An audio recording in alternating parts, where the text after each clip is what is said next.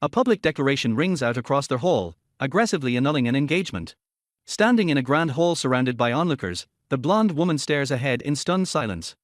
Recognizing the classic tropes unfolding before her eyes, Diana realizes this situation leads straight to an otome game harem ending. Recalling memories from her previous life, she questions the strange reality of a world where everyone loves a single girl. She remembers growing up normally in Japan and working as a civil servant addicted to smartphone otome games until her life suddenly ended. Accepting her unexpected death, she realizes she reincarnated into the kingdom of Ul as a marquis's eldest daughter and decides to simply enjoy it. Though she initially thought nothing of her reflection, at 10 years old she suddenly experienced a profound sense of déjà vu. The true realization finally struck her during the prince's lavish birthday celebration at the royal palace. Introduced to the prince, Diana immediately experiences a deeply familiar feeling during what is supposedly their very first meeting. Recognizing Prince Safalo, his entourage, and her own brother, Diana realizes their names perfectly match the characters from the game in her past life. Horrified by the revelation, she pieces together that she is the villainess destined to be condemned at graduation and sent to a brothel. Following the game's exact template, she endures queen training and an engagement, only to watch Prince Safalo and his entourage fall hopelessly in love with a baron's daughter. Despite trying multiple times to break the engagement to avoid this fate, the game's force has trapped Diana in the role of the jealous villainess currently being publicly condemned. Snapped back to reality, Diana internally admits she was completely ignoring the prince as he angrily prepares to repeat his denunciation. Prince Safalo violently strips Diana of her noble title, declaring that annulling the engagement is too lenient for her intolerable conduct. Her younger brother eagerly throws her under the bus, hypocritically claiming the family's pardon while expressing fake shame over her actions. Noting the convenient absence of higher authorities like the king and her father, Diana accepts her brother's betrayal as an unavoidable consequence of the game's narrative force. Standing alone against the crowd, she calmly acknowledges that this entire public condemnation is a flawlessly rigged performance. Swearing to God she never bullied the heroine, Diana bows gracefully and decides to humbly accept her punishment since it is the wish of everyone present. Offering a polite apology for ruining the party, she bids the prince farewell, secretly admitting she never loved him, and requests to leave immediately. Arriving at her destined exile at a brothel, Diana steps out and is surprisingly impressed by the luxurious appearance of the building. The prince's attendant, Bart, unexpectedly escorts her to the door and politely asks for her hand. Gazing at the elegant building, Diana notes it doesn't look completely indecent while Bart expresses sympathy for her harsh new reality. With all the paperwork finalized, Bart confirms that this establishment will be her permanent residence moving forward. Diana smiles softly, expressing genuine gratitude that a caring person like Bart was the one to see her off at the very end. Wishing him well, Diana urges Bart to keep supporting the prince and the heroine so she can properly express her thanks for his help over the past 7 years. Flashing a confident smirk, Diana internally decides that if life gets too difficult, she will simply let herself be pampered. Greeted by the brothel's owner in the dead of night, Diana discovers the unbelievable rumors about her strict new lifestyle were completely true. Reflecting on her past efforts, she firmly concludes there was absolutely no way to resist the preordained path toward her annulment.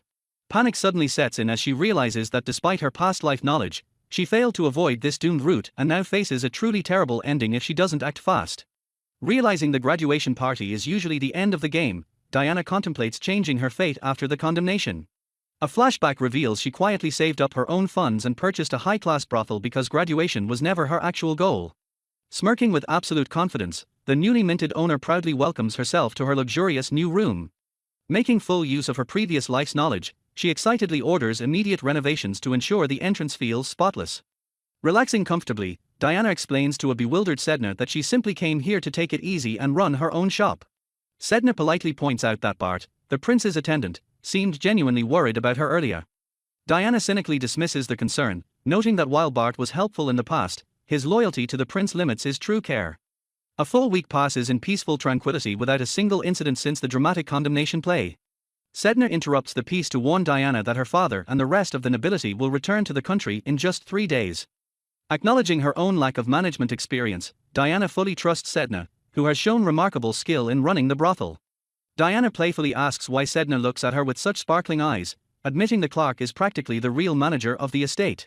Sedna formally apologizes for the interruption and announces that a troublesome customer has just arrived. Diana's eyes widen in shock as she learns the mysterious guest specifically requested an audience with Lady Diana II Amethyst. Curious since her exile hasn't been publicly declared, Diana asks for a description and learns the man has navy hair and glasses. Hearing he openly introduced himself as Alexis II Lazurite, she immediately realizes he is a key member of the prince's entourage. Flashing a knowing, slightly sinister smile, Diana easily visualizes the young lord's face. Groaning from an impending headache, she remembers that Alexis is the chancellor's son, the prince's aide, and another prominent capture target. Staring coldly out the window, Diana orders Sedna to lie and tell the young lord she was already bought out by a foreign noble. Sedna questions if it was truly okay to turn him away, noting that the young man went deathly pale upon hearing the news. Diana wonders if she was being too cautious, while Sedna recalls how pitifully he staggered away from the estate.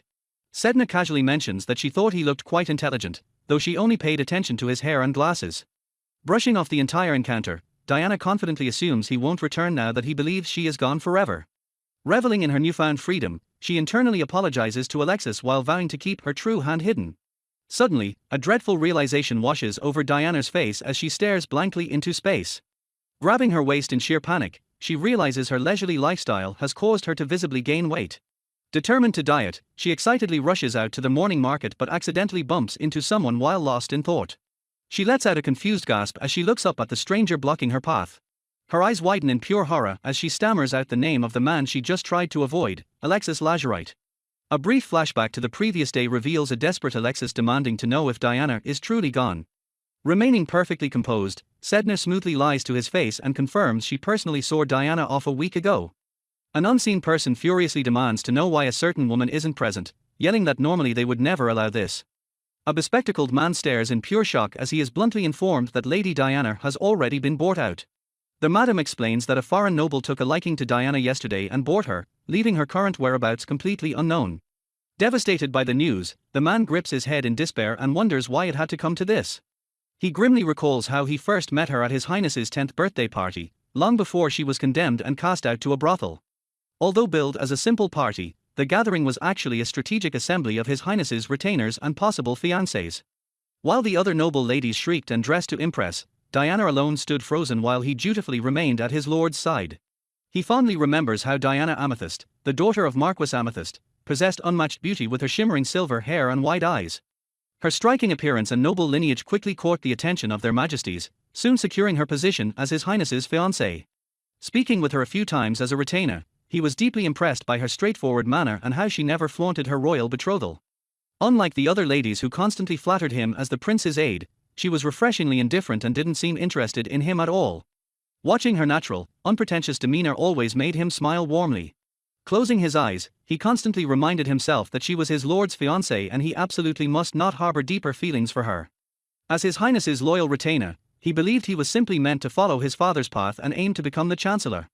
That unwavering belief held true until they entered the academy and he discovered His Highness was infatuated with a baron's daughter. Despite his repeated warnings, the prince brushed the girl off as just a friend, even as his behavior changed and rumors of discord with Diana spread. Bafflingly, the other retainers all inexplicably defended the baron's daughter and began speaking ill of Diana. He agonizes over his past failure to stop the prince's intolerable behavior, questioning why they had to humiliate Diana with a public denunciation. He remembers pleading with His Highness at the party, insisting that Diana would never bully anyone out of jealousy. Staring at her calm profile, he realized with a heavy heart that she had no one left to cling to, not even His Highness. Breaking his somber reverie, Diana playfully pats the flustered aide and muses that while the main route belongs to His Highness, there might be a reverse harem ending. Confused by her strange gaming terminology, he reflects bitterly that he didn't truly stop His Highness that fateful day. Because of his failure, he never imagined the woman he secretly cared for would be stripped of her noble status and banished to a brothel. Snapped back to the present, he apologizes to the concerned madam who asks if the unwell-looking man is a customer. Adjusting his glasses, he excuses himself for causing a fuss, heartbroken that he came all the way to save her but didn't make it in time. Suddenly, a familiar silver-haired girl with glasses appears beside him, playfully asking the stunned man if he really misses Miss Amethyst. He internally screams and curses himself, completely baffled as to how his supposedly perfect disguise was exposed in an instant. Flustered, he reveals his identity as Lord Lazurite and asks to call her Diana, to which she notes that calling him Alexis would be too presumptuous. He insists she call him by the nickname Alec, leaving Diana confused as to why he is here but deciding to comply so she isn't erased by the game's logic. Staring back at the shocked Alec, Diana cheekily replies that if that's the case, he must also call her by the nickname Dee. Realizing her mistake, Dee gasps and wonders if she has overstepped her bounds. Alec insists on calling her Dee, while Bart nervously protests that it's presumptuous for a commoner to address Lord Alec so familiarly. Smiling confidently, Dee remarks on how incredibly kind Lord Alec is being to her now. Noting that she heard he turned pale previously, she observes that he actually looks very well and not particularly unwell at all. Alec nervously asks if she is alone in the city, warning her that talking publicly might make people realize she is the former Marquis's daughter. When he questions her lack of guards, Dee sharply reminds him that commoners don't need such attendance, subtly referencing the events of yesterday. Realizing they cannot speak freely in a crowded area, Alec suggests they go somewhere quiet because he has something important to ask her. Grabbing her hand, he insists they talk at a nice cafe nearby. Leading a surprised Dee away, Alec happily mentions that the cafe is famous for its cakes. Observing his talkative private demeanor, Dee notes how different reality is from his taciturn game persona as he eagerly leads her onward. Seated at the cafe, Dee stares blankly at a massive, decadent strawberry cake placed before her. Apologizing for forcing her to come along while she was out walking for her diet, Alec watches nervously as she slumps in exhaustion. Exhausted but curious, Dee flatly asks what it is he wants to know. Sipping her tea, she internally admits that she almost let the game's logic dictate her expectations, confessing that his unexpected behavior yesterday truly impressed her. Slamming his hands down, Alec frantically reveals he heard she was bought out by a foreign noble. Panicking over her free movement, he explains that he visited the brothel she was supposedly sent to, only for the madam to tell him the story wasn't true. Dee nervously confirms she lived there afterward, leaving Alec utterly shocked to realize she was never actually sent to a brothel in the first place. Leaning in with a warm, pressing smile, Alec gently calls her name to ask for the full truth. Intimidated by his relentless aura, Dee awkwardly apologizes and prepares to explain. Faced with a smile that left no room for refusal, she cleanly spills everything that had happened to her. Alec asks why she was sent to a place she purchased, looking surprised by the revelation. Smiling vaguely, she dodges his barrage of questions. Observing his reaction, Dee wonders if Alec is an ally or an enemy. Sipping her tea, she deduces that since he had little involvement in the reverse harem ending, he likely didn't come on His Highness's orders. Staring into her cup, she acknowledges they are now in the unpredictable post-ending phase where even her past life knowledge is useless. Determined not to fail now, she internally panics over skillfully dodging the public condemnation only to land in this mess. Sighing deeply, Dee admits she was careless, blaming the brothel owner who rashly ran outside and encountered the prince's retainer. Holding her head in frustration, she begs not to be asked how her situation devolved into strolling around town together. Flashing back to a few hours ago, an exhausted Dee is shown believing she was finally freed. The flashback reveals Alec confirming he is staying in town and smoothly asking her to join him for a walk the next day. Trembling with nervousness, Diana asks Lord Alec if her presence as a supposed commoner is a bother to him, internally panicking because they had never shared tea before. Slumping over in her seat, Diana feels utterly drained as she questions how her grand plans ended up turning out like this. Remembering Sedna's stern warning that the young lord would watch her closely for suspicious behavior, the madam owner realizes just how hopeless she is at acting like a normal teenager. Snapping back to reality as she remembers her father's imminent return, Diana abruptly declares that it is getting late and she must get back to work to carefully think things through. Glancing respectfully at the large clock, Alexis politely excuses himself, agreeing with the owner that he should also get back to his duties. Meanwhile, Sedna approaches a closed door but pauses when a familiar male voice casually calls out her name from inside. Stepping into the room, she finds a young male informant lounging comfortably in a chair with a drink, casually greeting her after their long time apart. Annoyed by their presumptuous behavior, Sedna scolds him for starting a drinking party without her, prompting the informant to apologize and admit they simply arrived earlier than planned. Shifting to serious business, the informant takes a sip of his drink and asks Sedna for an update on the current political situation within the royal capital. Sedna explains that the capital is in a massive uproar over the prince's major scandal of banishing a marquis's daughter, though she notes that something about the situation feels incredibly strange. The informant agrees, pointing out that the rumors condemning the young lady spread to the common folk unnervingly fast despite the limited graduation attendees, strongly suggesting deliberate manipulation. He further elaborates that while the prince's faction has suffered a massive blow to their reputation, it is incredibly suspicious that absolutely no one can gather any information on his vanished ex-fiancée. The informant concludes that the Prime Minister's missing son is actually a far bigger problem for the royal palace, especially since the scandalous prince is currently holed up with his new lover. Deducing that the Prime Minister's son orchestrated the information manipulation to protect the lady, Sedna smiles wickedly, prompting the informant to ask if she has grown genuinely fond of her new boss. Openly admitting that the banished girl is utterly fascinating, Sedna laments that mere fascination won't be nearly enough to clear the poor noblewoman's ruined name. Sedna reveals that the lady has absolutely no idea she is an informant, expressing her deep admiration for how the noblewoman speaks to everyone as equals without any prejudice. Chuckling to herself, Sedna calls her an incredibly interesting girl because she looks at everyone with adorable, sparkling eyes, genuinely treating Sedna as just a common prostitute. Glaring at a sealed document on the desk, Sedna expresses her burning curiosity over the true identity of Viscount Cole, the mysterious figure who secretly ordered her to protect the banished girl. As the conspiracy unfolds in the background, a deeply exhausted Diana lies peacefully asleep in her luxurious brothel bed, seemingly troubled by an old memory. Blinking awake from her slumber, Diana groggily mutters a morning greeting before being completely startled by the lingering echo of a loud scream from her dream. A vivid flashback to her previous life triggers, showing an excited friend eagerly slamming her hands on a table to insist that a co-worker named Tanaka is totally into her. The friend furiously lectures a flustered Diana, explaining that a man and a woman don't just scope out an event location alone together unless there is clear romantic interest. Shifting the topic, the friend mockingly states that Diana's romance level is lower than an elementary schooler's, eagerly asking for an update on the popular Otome game she had recommended. Diana happily replies that she is completely hooked on the game right now, genuinely surprising her friend with her sudden enthusiasm. Stunned that Diana actually got into a dating simulator, her friend immediately demands to know who her absolute favorite romanceable character is. Completely ignoring the romantic elements, Diana passionately rambles about how rich the story branches are and how carefully she must manage her in-game choices. Diana intensely explains her complex mechanical strategy of using walkthrough sites to perfectly hit all the required character stat events for the reverse harem ending, leaving her friend utterly speechless. Completely missing the point of the game, her exasperated friend begs to know Diana's actual character preferences and romantic type.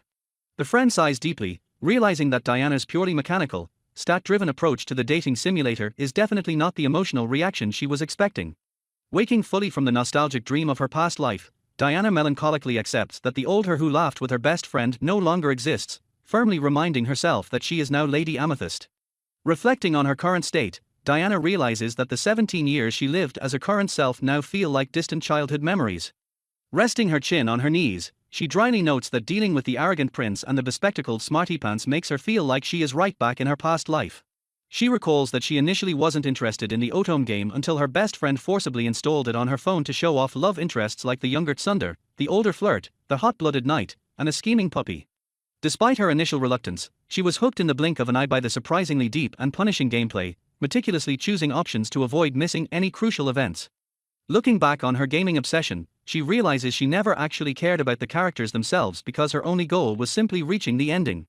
Shuddering at the memory, she admits she always hated arrogant types in her past life, making His Highness a definite rejection while leading her to conclude that the game's heroine must be truly amazing. Sighing deeply, she questions the absurdity of a reverse harem ending where the heroine makes every single capture target fall for her and inevitably becomes the queen. She logically points out that since these men are the heirs to prominent noble families, it is completely unrealistic to expect them to remain single for their entire lives while pining after the queen. Waking up and stretching cheerfully, she decides to tend the flowerbed behind the mansion and happily puts off worrying about what her father and the others are up to. Her peaceful morning is suddenly interrupted when a maid enters her room to announce an unexpectedly early visitor. Diana freezes in utter shock when the maid reveals that Lord Lazurite is currently waiting for her in the drawing room. Panicking internally because she thought they were only going for a walk, Diana frantically begs her maid to make the Lord wait while she scrambles to get ready for an unexpected breakfast date. Hurrying down the stairs in a lovely dress, she apologizes for keeping Lord Alec waiting, but he gently insists he should be the one apologizing for arriving so early to ask her something important. Watching her closely, Alec reminds himself to be extremely careful as he attempts to draw the truth out of her. Recalling their previous encounter, Diana realizes she had unwittingly let her guard down and simply enjoyed a normal, pleasant stroll with the bespectacled aide. She bitterly remembers spending the last 7 years convincing herself that the constant malicious rumors and hateful glares were just standard game tropes, even though enduring such malice was deeply unpleasant. Flashing a bright, liberated smile, she excitedly declares that she has finally been freed from those hardships and is currently having the time of her life. Startled back to reality when Alex softly calls her D, she nervously tenses up, desperately hoping she won't have to give up her newly found fulfilling life. Sipping his tea with perfect composure, Alec admits he accidentally let his guard down yesterday and boldly decided to visit her again to finish their interrupted conversation. Observing his completely unflustered demeanor, Diana bluntly asks the aide if he is planning to report her current status directly to His Highness. Alec calmly explains that despite knowing each other since childhood, they never had the kind of close relationship that would justify taking casual walks together, as they had previously only interacted through the prince. Narrowing her eyes suspiciously, Diana coldly accuses him of being on the Baron's daughter's side. She vividly remembers that on the dreaded day of her public condemnation, Alec was standing firmly and supportively right beside the heroine. Adjusting his glasses, Alec readily admits that based on his past actions, she is perfectly justified in viewing him as a potential threat to her new life. Looking her dead in the eye, he earnestly confesses that until the actual day of the party, he had absolutely no idea she was going to be banished to a brothel, though he doesn't expect her to believe him. When Diana questions how the prince's closest aide could be kept in the dark, Alec bitterly replies that he also believed he was the prince's closest confidant until that exact moment. Lowering his gaze, Alec quietly reveals the painful truth that he never actually had His Highness's full trust. Bowing his head in deep remorse, Alec sincerely apologizes for being unable to make it in time to save her from her cruel fate. Catching Diana completely off guard, he demands to know why she assumes he hates her for harassing the Baron's daughter when he knows for a fact she never did any such thing. A dark aura surrounds Alec as he casually mentions that he only lightly questioned the young ladies who falsely pushed the blame onto Diana, leaving her terrified of what his definition of lightly actually entails. Adjusting his glasses, Alexis firmly declares that he has absolutely no feelings for the Baron's daughter. Observing his direct gaze, Diana realizes he isn't lying as he states he has no intention of defending the other woman whatsoever. Relieved by his honesty, Diana cheerfully thanks him and notes there is no need for her to report anything to that person. Diana shrieks in absolute shock as Alexis calmly reveals he has already resigned as His Highness's aide after being left out of important decisions at the academy. She stares in disbelief, knowing he was promised a brilliant future as the king's aide but threw it all away. Internally noting this unexpected development means he isn't participating in the reverse harem, she politely gestures for him to continue. Suddenly, Bart steps into the room, smiling gently as he expresses his relief that Lady Diana is completely safe. Wondering if the two men are close friends, Diana watches as Alexis casually greets Lord Bart and apologizes for the sudden intrusion. Diana recalls that since attendants weren't allowed in the academy, she frequently met His Highness's attendant, Bart, at the royal palace. Suddenly feeling the urge to curse the terrible prince, she remembers how Bart would often keep her company while His Highness abandoned her to dance with the Baron's daughter. Realizing her opportunities to meet Bart decreased after she distanced herself from the prince, she notes that Alexis actually had far more dealings with the attendant. Bowing respectfully, Bart admits he never imagined Lady Diana would become the owner of that brothel. Diana flinches in embarrassment as Alexis warmly agrees that he was completely surprised by the revelation as well. Confessing he already knew about her situation, Bart explains he couldn't just sit still when he heard Lord Alexis had met with her. Smiling warmly, Alexis explains that Lord Bart visited his lodgings last night, desperately demanding to confirm her safety after hearing the news. Deciding not to let certain bothering details slide, Alexis reveals he deliberately invited Bart here today to completely clear the air. Clasping her hands together, an emotional Diana sincerely apologizes to Bart for the pain she caused him. She expresses regret for not telling him the truth on the day of her condemnation, admitting she was secretly happy to see his pained expression because it meant someone finally worried about her. Flashing a bright smile, Diana proudly puffs out her chest and assures him she is actually quite sturdy despite her delicate appearance.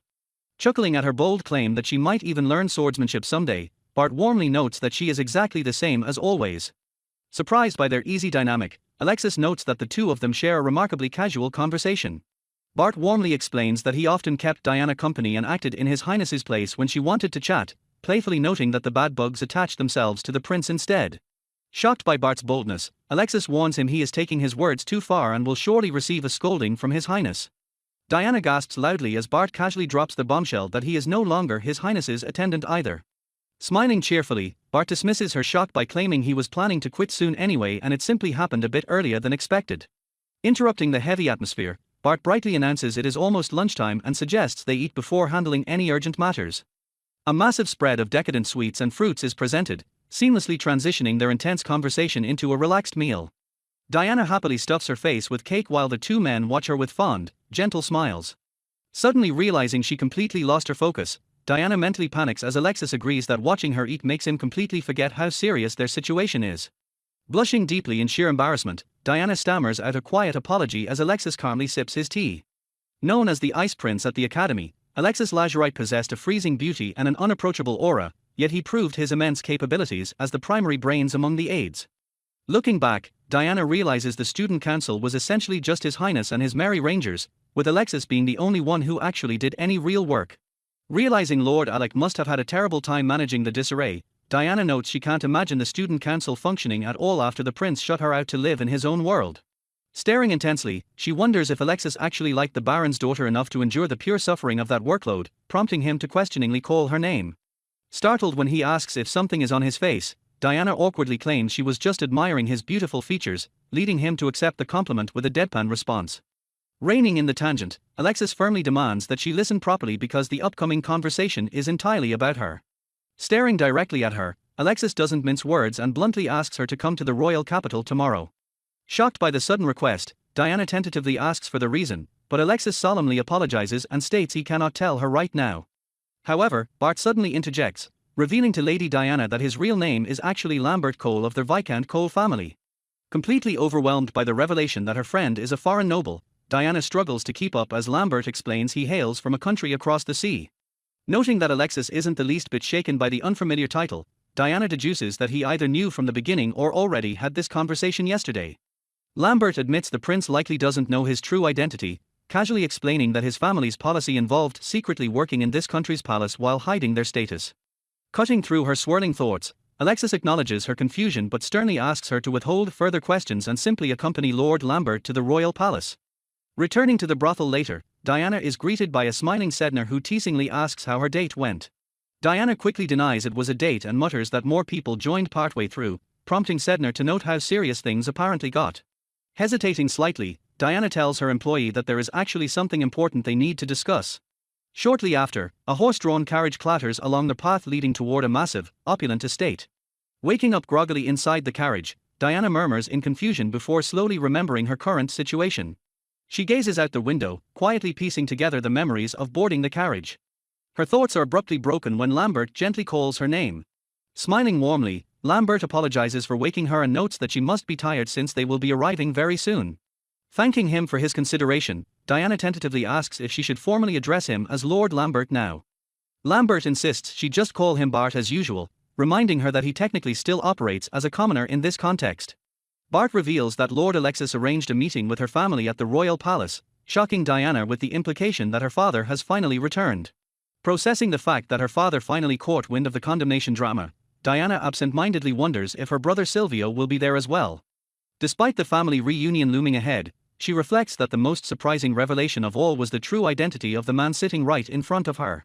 She remembers Sedna mentioning a specific letter hidden among her custody documents that demanded the strict protection of Lady Diana Amethyst. The letter explicitly forbade selling her and promised full financial compensation from Viscount Cole, a memory that distracts her until Bart suddenly calls her name again. Snapping back to reality, Diana hastily insists she is perfectly fine as Bart leans in with a worried expression to ask if she is feeling unwell. Flustered by his proximity, she quickly apologizes and explains she was simply lost in thought.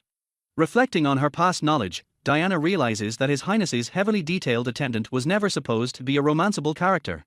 Staring closely at his gentle smile, she concludes that his continued presence is highly suspicious. Recalling her friend's passionate tavern rants about secret routes, she wonders if this incredibly handsome man is actually a hidden capture target. Panic sets in as she remembers there was no Bart route in her playthrough, until she suddenly recalls an online announcement for a major update. She realizes with complete shock that the major app update introducing a brand new character must have dropped right after she died in her past life. Looking between the two loyal men, she questions why both Alec and Bart are inexplicably siding with a condemned villainess. Narrowing her eyes, she senses a massive distortion in the game's narrative because she absolutely never romanced either of them. Arriving at the magnificent royal castle, she feels a strange sense of nostalgia as she takes in the breathtaking snowy view. Although her brutal public denunciation happened just 10 days ago, she dryly remarks that she never expected to return to this grand place so soon. A young messenger politely approaches and confirms her identity as Lady Diana. Apologizing for their wait, the boy introduces himself as Lord Alexis's messenger and offers to personally guide her into the castle. Thanking him gracefully, she follows the young messenger through the towering castle corridors. Before she can even react, a familiar figure bursts through the doors and pulls her into a desperate, crushing embrace. Hearing her nickname, she immediately recognizes her older brother Silvio, who cries out that he heard everything about her terrible ordeal from Alec. As Silvio dramatically declares he wanted to abandon his foreign post immediately, Bart calmly warns him that he is actively suffocating his sister. Releasing her slightly, Silvio warmly praises her endurance while noting with relief that her complexion still looks perfectly fine. Blushing at his overwhelming affection, Diana internally screams in pure frustration over why her incredibly handsome brother isn't a capture target. Guiding her toward a set of grand doors, Silvio casually informs the bewildered Diana that absolutely everyone is waiting for her. Stepping into the massive throne room, she is completely stunned to find His Majesty the King waiting for her. Bowing respectfully to apologize for her supposed rudeness, she is gently ordered by the king to raise her head. Still reeling from the overwhelming presence of the monarch, she nervously complies with his royal command. Her eyes widen in pure disbelief as she realizes the chancellor and all the kingdom's greatest figures are formally lined up before her. Glancing backward, she notices that Bart has silently and dutifully stationed himself right behind Alec. Confusion washes over her as she catches a faint, inexplicable smile on Bart's face amidst this highly secretive gathering. Spotting her father looking as if he is about to burst into tears, she realizes he must be deeply regretting the tragedy that befell her. She fondly remembers how her father constantly doted on her and cherished her deeply because she perfectly resembled her late mother. Reflecting on the game's lore, she recalls that the original Diana's parents used their massive influence to force her engagement to the prince. Remembering her childhood self's dead, emotionless eyes upon hearing the engagement news, she dryly notes that she was doomed to this path regardless. Analyzing her family's overwhelming affection, she concludes that the game's villainess only became horribly spoiled because of her father and brother's relentless doting. Breaking the heavy silence, the king firmly declares that after reading Alexis's detailed letter, his foolish son's actions and the resulting punishment are utterly unacceptable. The king firmly declares that stripping Diana of her noble status is absolutely out of the question. A summary explains that ignoring all remonstrations, His Highness publicly broke off the engagement and exiled Diana, while he and his aides became infatuated with a baron's daughter. Signing a document, the king notes that such reckless behavior is a scandal that severely undermines the nation's credibility. Alexis Lazurite formally proposes His Highness's immediate return and the implementation of swift countermeasures. Alexis asks Diana if she sent letters about the condemnation, as she had previously claimed. Alexis explains that he had long been consulting her father, the Chancellor, regarding the Baron's daughter. Diana playfully reveals she eagerly consulted her father about dissolving the engagement, only for him to completely misunderstand and encourage her to be more confident. An angry woman shouts that the prince's relationship quickly became the talk of the town, outraged that an unknown nobody is being made into a queen. She furiously adds that sending Diana to a brothel is a massive insult to her mother and tutor, especially after 7 years of queenly education. Diana admits she gave up on useless resistance when her workload doubled after she slacked off hoping for a broken engagement, noting the queen was actually kind when she studied honestly. An older man with a monocle respectfully apologizes, stating that his son originally should have taken the initiative to deal with this situation. He solemnly admits that his son's own personal ambition unfortunately got in the way of his duties. Diana's father deeply apologizes for being an incompetent parent, admitting he should have petitioned His Majesty for the dissolution if he had known it would come to this. He angrily explains that he specifically ordered Jurel to keep watch on the Baron's daughter, never expecting him to actually side with her. Shocked by the revelation, Diana realizes she didn't know Jurel had such a role, while her father apologizes to her for rashly entrusting him with the task. The Knight Commander and the Duke also deeply apologize, furiously calling their own sons a disgrace to the title of knight for being complicit. Diana stares in absolute shock, completely overwhelmed as the top brass of the kingdom all simultaneously apologize to her. Realizing her own faults, Diana admits she wasn't truly facing the matter properly and had many shortcomings of her own. She confesses she never truly faced His Highness sincerely during their 7 years together because she always assumed the engagement would be broken anyway. Looking at Alec and Bart, she realizes that since they supported her, she perhaps could have reached an understanding with the others too. Interrupting the solemn moment, Alexis politely asks if he may also speak. Addressing His Majesty, Alexis smoothly corrects him by stating Bart should actually be addressed as Viscount Cole. Bart smiles gently as Diana gasps in sheer shock, realizing that their humble attendant is actually a Viscount. Alexis points out that with His Highness's terrible behavior, he highly doubts Lady Diana could even begin to reach out to him. He casually reveals that at evening parties, Lady Diana was unfairly allowed only a single dance. Diana learns to her utter shock that Bart had personally handled all the gifts and letters in His Highness's stead, meaning she had actually been exchanging letters with Bart the entire time. Alexis lists His Highness's numerous offenses, detailing how he excluded Diana from the student council, arranged secret meetings, and never bothered to verify the harmful rumors spreading about her. As her father sheds tears over the devastating revelation, Bart warmly assures Diana that she has absolutely no reason to torment herself over this anymore. Diana's younger brother angrily threatens to tear the prince's limbs off as the king acknowledges Viscount Cole's valid points. The king warmly commends Viscount Cole for enduring until now and tells Lady Diana he finally understands the full truth. Acknowledging her exhaustion, Alexis gently asks if she will return to the castle tomorrow. He informs her that the official announcement regarding this entire matter will be made the following day. Staring in shock, Diana pieces the clues together and asks Bart if he is actually the Viscount himself.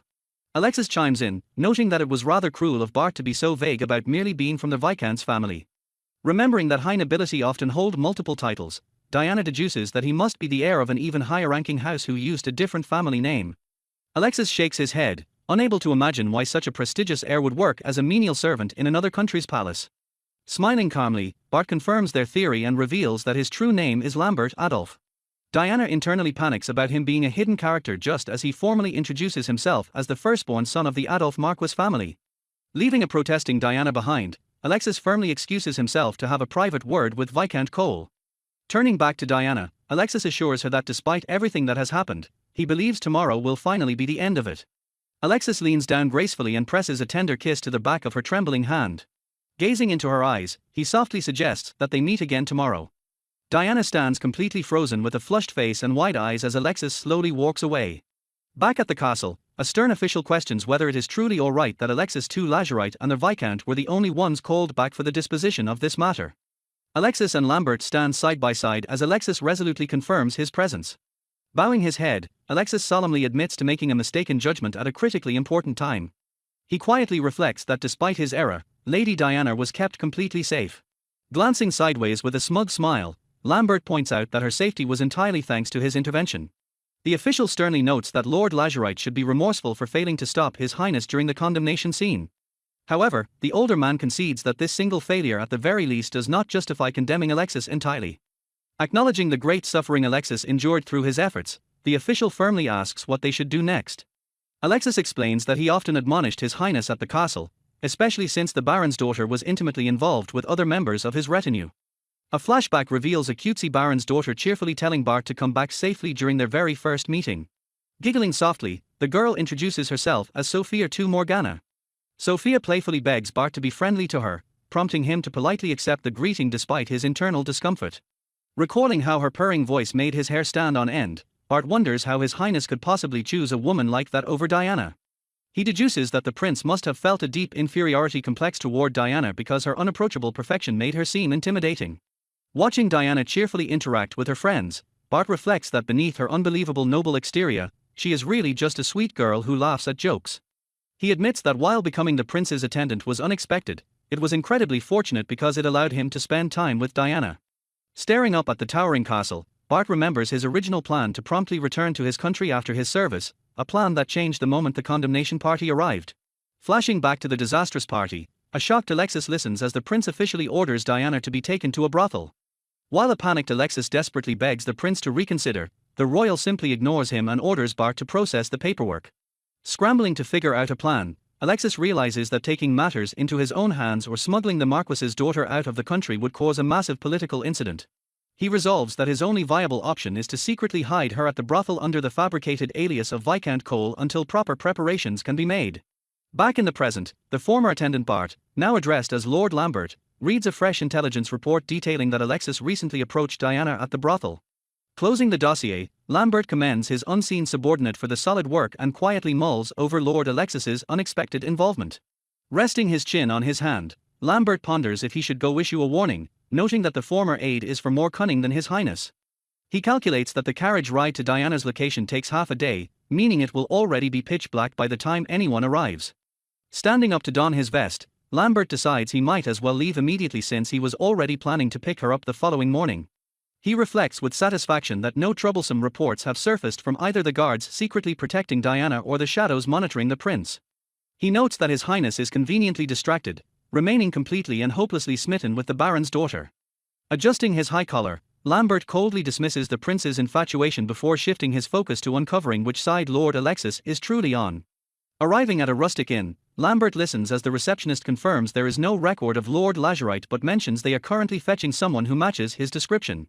Turning around, Lambert comes face to face with a flustered Alexis and casually greets his former colleague after their long time apart. Explaining that he initially mistook the inquiring noble for one of the prince's spies, Lambert suggests they move to his private room to talk securely. Inviting the tense aide inside, Lambert is immediately questioned by Alexis regarding the true identity of the noble who was asking around earlier. Alexis sharply points out that the mysterious noble cannot be a royal messenger since Bart is officially an ex-attendant, which Lambert calmly confirms. With a serene and calculating smile, Lambert boldly reveals to Alexis that he himself is the mysterious noble in question. As Alexis stares in utter confusion, Lambert effortlessly maintains his composure and states that his declaration means exactly what it sounds like. Shifting to a far more serious tone, Lambert looks the former aide in the eye and expresses his belief that they both share the exact same intentions. Lambert points out that Alexis deliberately threw away his guaranteed future as the kingdom's chancellor by abandoning his position at the prince's side. He logically deduces that such a drastic career sacrifice could only have been motivated by a deep, genuine concern for the banished Diana. Lambert asserts that there is absolutely no other plausible reason for the ambitious aide to step down from the retinue so immediately after her exile. Revealing his own hand, Lambert confesses that he also resigned out of worry for her well-being and has been using his limited power to actively protect her. Extending a strategic olive branch, Lambert proposes that they combine their efforts and freely share their gathered intelligence with each other. Lambert flashes a warm, disarming smile in an attempt to reassure the highly suspicious former aide. To sweeten the deal, Lambert promises that if Alexis shares his side of the story, he will reciprocate by revealing absolutely everything he knows. Stunned as the pieces finally fall into place, Alexis realizes the sheer scale of the ex-attendant's bold actions and asks if he was the one who bought the brothel. Alexis's mind races as he deduces that Diana kept him in the dark because she likely knew about Lambert's overarching rescue plot all along. Eyes wide with terrifying clarity, Alexis finally understands that Diana had been operating on her own hidden assumptions right from the very beginning. Defending his past actions, Alexis explains that the grueling academy duties made the situation impossible to handle alone, especially since he was initially wary of Bart's allegiance to the prince. Planning his next strategic move, Alexis informs Bart of an upcoming meeting with Dee tomorrow, prompting Bart to firmly request joining them so he can confirm her safety in person. Reflecting on the bizarre turn of events, Diana finds it deeply ironic that the most troublesome man in the game ultimately turned out to be her greatest ally. Acknowledging his past role as the prince's closest retainer, Alexis solemnly asks the older man if he will not reconsider his decision. Pleading his case to the king, Alexis argues that the people will not accept it if he completely avoids punishment, though the king insists Alexis need not ruin himself for his foolish son.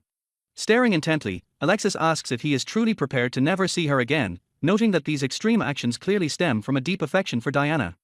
Recognizing the heavy emotional toll, Alexis reflects on how the days spent searching for Diana must have been filled with immense regret and torment for him. Empathizing deeply with that specific pain, Alexis admits he understands those agonizing feelings all too well as someone who secretly shares them. Smiling at the memory of her resilience, Alexis marvels at how Diana briskly shook off the prince's schemes and joyfully lived her days to the fullest despite their mutual anguish. Lamenting his overlooked status as a mere attendant, Bart boldly proposes to the king and Alexis that they finally play fair as comrades in winning her heart. Returning to the present day, Silvio gently asks Diana what is wrong as she stares blankly at the grand family estate before her. Shaking her head, Diana takes her brother's hand and remarks on how strangely nostalgic the estate feels even though she has only been away for 10 days. Welcoming her home with a gentle smile, Silvio fiercely declares that the people who forced her through that terrible ordeal are the only ones to blame. Sweating nervously as she notices his intensely dark aura, Diana realizes her overprotective brother is actually still in angry mode despite his polite greeting. Approaching the estate entrance, Silvio respectfully thanks the older man for coming outside to greet them. Smiling warmly at their familiar face, Diana politely returns the greeting as Raymond the head butler expresses his overwhelming joy at her safe return. Introducing him as a deeply trusted figure, Diana notes that Raymond has sworn absolute loyalty to their father and taken exceptional care of her and Silvio since childhood. Gazing up at the massive estate, Diana remembers that Raymond was the single completely trustworthy person she confided in about the condemnation event beforehand. Flashing back to the tense day before the graduation party, a visibly anxious Raymond urgently addresses Lady Diana.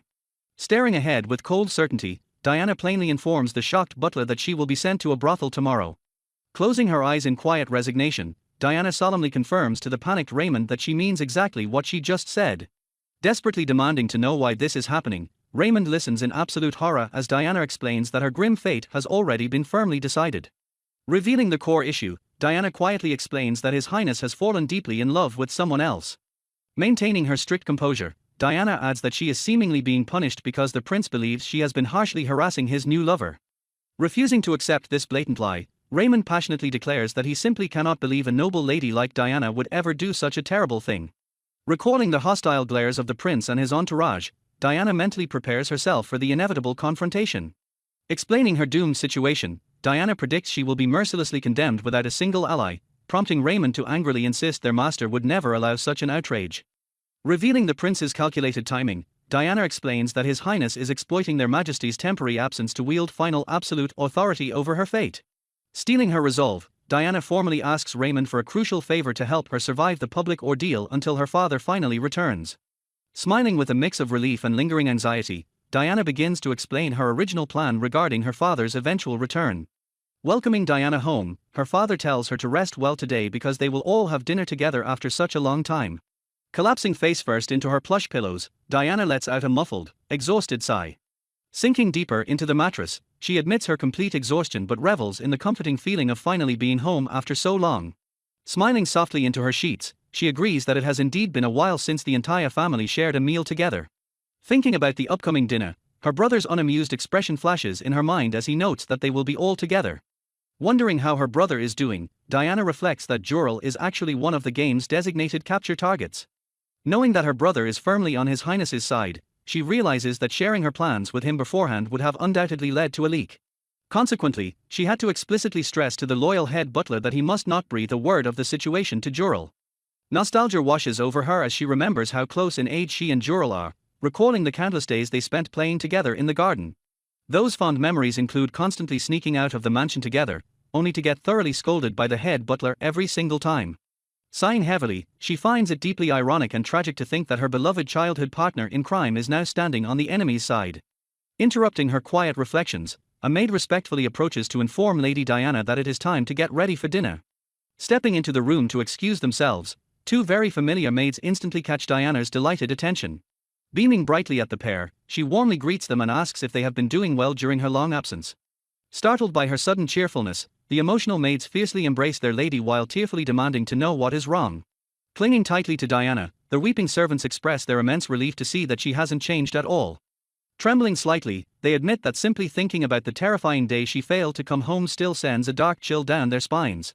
Gently holding her maid's hand, Diana solemnly apologizes for never giving them a proper goodbye before she disappeared. Wiping away their tears, the maids loudly agree that the estate was pure chaos after her departure, quickly deciding it is time to get her dressed. Shocking Diana completely, the maids reveal that when everyone learned the truth, the head butler fiercely confronted Lord Jurel, and the entire servant staff banded together to lock him inside the villa. Utterly dumbfounded that her brother was dealt with on that very same day, Diana listens as the proud maids declare they are forcing him to reflect on his actions. Pouting dramatically, the maids scold Diana for being mean and not explaining her plans, prompting her to nervously apologize and admit she was only half sure about it all herself. Staring out toward the sprawling mansion, Diana realizes that the diligent maids must have somehow heard the rumors about her purchasing the brothel. Acknowledging her past, she reflects that the original Diana from the game certainly did harass the heroine. However, she still firmly believes her actions were never bad enough to warrant being sent to a brothel, making her sudden exile feel unnaturally easy despite her family's doting nature. Gripping her resolve, she mentally reaffirms that she must survive by utilizing both the knowledge from her past life and the vast wealth of her current one. Snapping Diana back to reality, a maid excitedly announces that the most surprising thing happened right after they escorted Lord Jurel to the villa. Gushing with romantic excitement, the maids reveal that they only learned she was safe because a messenger from the Lazarite family delivered a letter directly from Lord Alec, sparking wild rumors of a forbidden relationship. Freezing in sheer panic, Diana finally understands that this misunderstood romantic letter is exactly why her staff looked so incredibly calm despite His Highness's foolish behavior. Before she can fully process the first misunderstanding, the maids happily chime in that another brave suitor named Viscount Cole sent a second letter right after, leaving Diana completely bewildered. Excitedly surrounding their mistress, the maids gossip about how both Viscount Cole and Lord Alexis have reached out to support her after staying silent for so long. The enthusiastic maids boldly press a flustered Diana to reveal which of the two handsome noblemen is actually her true love. Waving her hands frantically in the night air, Diana yells that the entire romantic situation is a massive misunderstanding. Meanwhile, at the Amethyst family villa, the head butler approaches a brooding Lord Jurel to serve him some warm tea. The composed butler asks if a specific incident occurred at the main residence to prompt Jurel's sudden, unexpected visit to the villa. Silently, the older servant carefully pours the tea into the young lord's cup. Pausing his duties, the butler begins to solemnly address the tense young man about today's events. Startled mid-sip, Jurel drops his composure completely as the butler announces that the master has returned. Rattling his teacup in a panic, Jurel stammers and asks if the master wasn't supposed to arrive tomorrow. The calm butler confirms that due to unforeseen circumstances, the master arrived much earlier than scheduled. Staring down at the nervous young man, the butler addresses Lord Jurel with a firm and serious tone. When Jurel defensively questions if his capabilities are being doubted, the butler clarifies that the master intentionally bestowed command of the residence to him instead of Jurel. The butler bluntly states that the master's harsh judgment was entirely justified because Jurel chose to support another young lady over his own sister. Lowering his eyes in defeat, Jurel admits the butler has a point and realizes that Diana likely understood the true situation from the very beginning. Catching the young lord completely off guard, the butler gently reassures him that despite everything, Lady Diana is perfectly safe. The loyal servant advises Jurel to start eating properly and to eventually apologize to his sister in person. Gripping his chair with immense guilt, Jurel hangs his head and mournfully thinks of the sister he betrayed. Time passes until the narrative finally arrives at the highly anticipated day of the official royal judgment. Standing closely together, Jurel and the Baron's daughter grimly anticipate that His Majesty will formally announce the condemnation and severely punish the prince's faction. The young woman notes with a hardened gaze that the final outcome of the royal decree remains completely unknown. A voice suddenly calls out to Lady Diana, breaking the heavy tension of the morning. Flanked by her loyal maids, Diana calmly accepts their notice that it is finally time for her to depart. Steeling her resolve, she reflects that regardless of the exact outcome, everything will finally be settled today. Riding inside a carriage, she is gently brought back to reality when her companion softly calls her by the nickname Dee. Alec notices her absent-mindedness and asks if she is all right, prompting a quick apology from the distracted noblewoman. Assuring her there is no need to torment herself, Alec states that His Highness and the others will naturally face their due punishment for what they did. He adds ominously that the kingdom of UL itself will also be facing the massive consequences of the royal family's foolish actions. Hearing the staggering scope of the incoming retribution, Diana stares back at him in absolute, wide-eyed shock. Alec watches her stunned reaction with a completely serious and unwavering expression. Swallowing her lingering shock, Diana closes her eyes and softly accepts the massive weight of the situation. Accepting that the worst has come to pass, Diana and her brother solemnly agree that they must endure the fallout together as a family. Diana somberly admits that they can no longer protect the young boy, fully aware that people will maliciously judge her as being too soft. Plagued by lingering regret, she cannot help but dwell on the agonizing thought of what might have happened if only she had acted differently. She painfully reflects that simply listening to the young boy's deeply buried troubles back then might have changed everything. Gazing sadly at her brother, she acknowledges that a single moment of genuine compassion could have led to a completely different reality.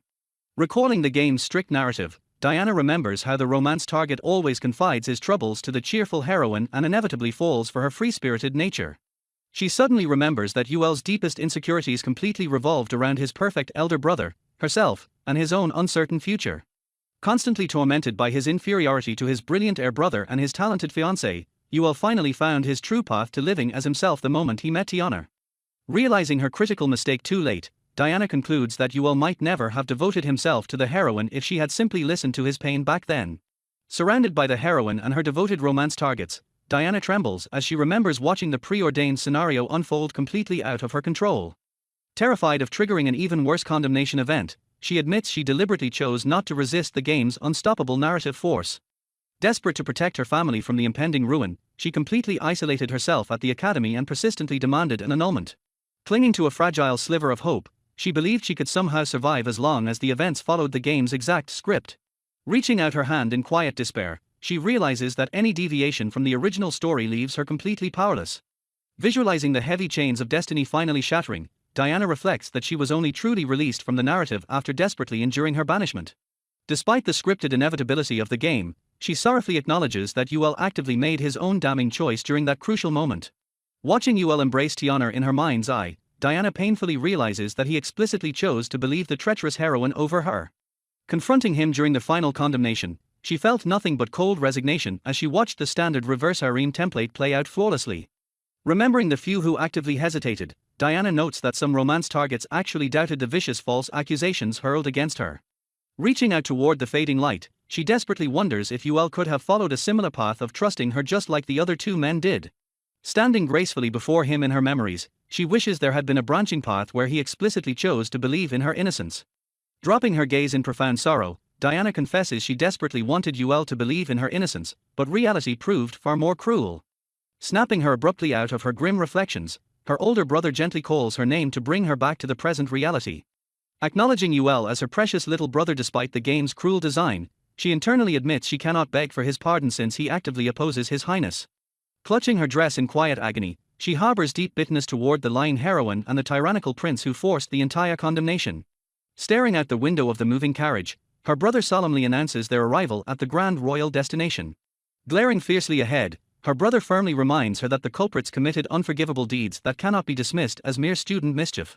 Taking her hand gently but firmly, he absolutely insists it is her sworn duty to witness their ultimate punishment through to the bitter end. Peering out nervously, her brother instructs her to watch safely from the small window as His Majesty formally announces the annulment to the public. Looking down at the massive, swirling crowd, Diana gasps in awe at the staggering number of high-ranking dignitaries gathered for this unprecedented event. Wondering if His Highness is looking for someone, Sophia glances around the crowded hall nervously. Stepping forward to address the crowd, the older man announces to everyone that it seems like the main event is about to begin.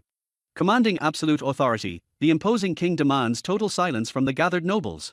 Glaring sharply at Sappho, the king demands an explanation for the current uproar and notes that the young prince acted quite freely during his absence. Feigning ignorance with a smooth smile, Sappho calmly replies that he does not understand what His Majesty is talking about. Pulling Sophia close with a defiant smirk, Sappho boldly declares that he merely did what was natural for the woman he loves. Narrowing his eyes at the sheer audacity, the king sighs heavily and decides to go through the matter step by step. Speaking with absolute finality, the king officially declares that Sappho's engagement to Lady Diana is hereby annulled. While the crowd immediately whispers that the lady must be at fault for such a drastic annulment, Diana smiles quietly and thinks that it is finally happening. Leaning affectionately towards Sophia, Sappho smiles and whispers that their long ordeal is finally over. Shattering their moment of triumph, the king abruptly announces that as the one responsible for the annulment, Sappho is hereby disinherited. Ignoring Sappho's absolute shock, the king decrees that the right of succession shall pass to the second prince, Jadeite, who will become the formal crown prince upon graduating.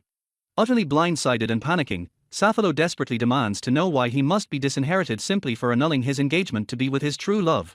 Stepping forward aggressively, Sappho furiously argues that Diana cruelly harassed Sophia and is therefore completely unfit to be queen. Cutting off the furious tirade, Lord Alec and Bart suddenly step into their hall and formally greet His Highness. Expressing massive relief that they are safe, Sophia mentally cheers that it wouldn't be a proper reverse harem unless all the targets were present.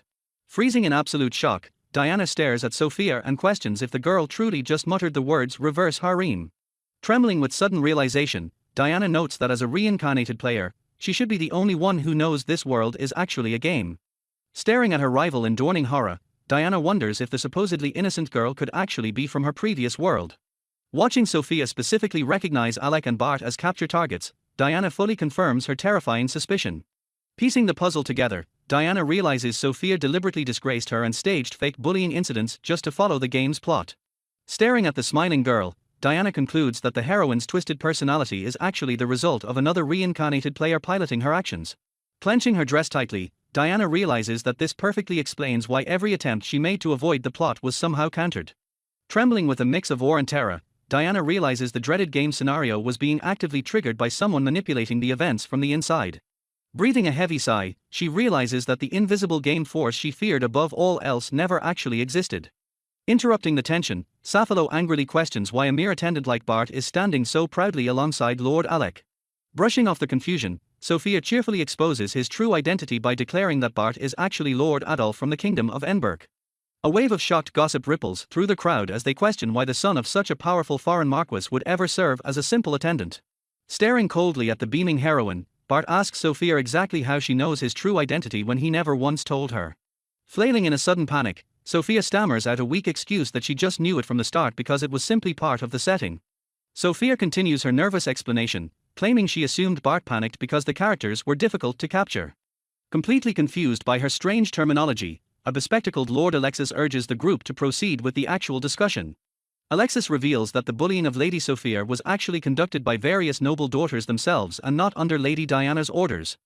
He further clarifies that on the day Sophia was supposedly pushed down the stairs, Diana merely reprimanded her properly as a noble should. Furthermore, Lady Diana was completely absent from the academy that day because she was attending Queen's training at the castle. Sappho reacts with stunned realization as Alexis concludes that all the abuse was nothing but Sophia's self-fabrication. Alexis chides the prince, pointing out that even a little basic investigation would have easily revealed these facts. He adds that Lady Sophia had even boldly lied to His Majesty, falsely naming Diana as the culprit right in front of him. As Sophia bites her nail in frustration, Alexis deals the final blow by stating there are concrete witnesses for all these matters. Shocked and feeling betrayed, one of the capturing targets demands to know why Sophia constantly cried to him about Diana's bullying.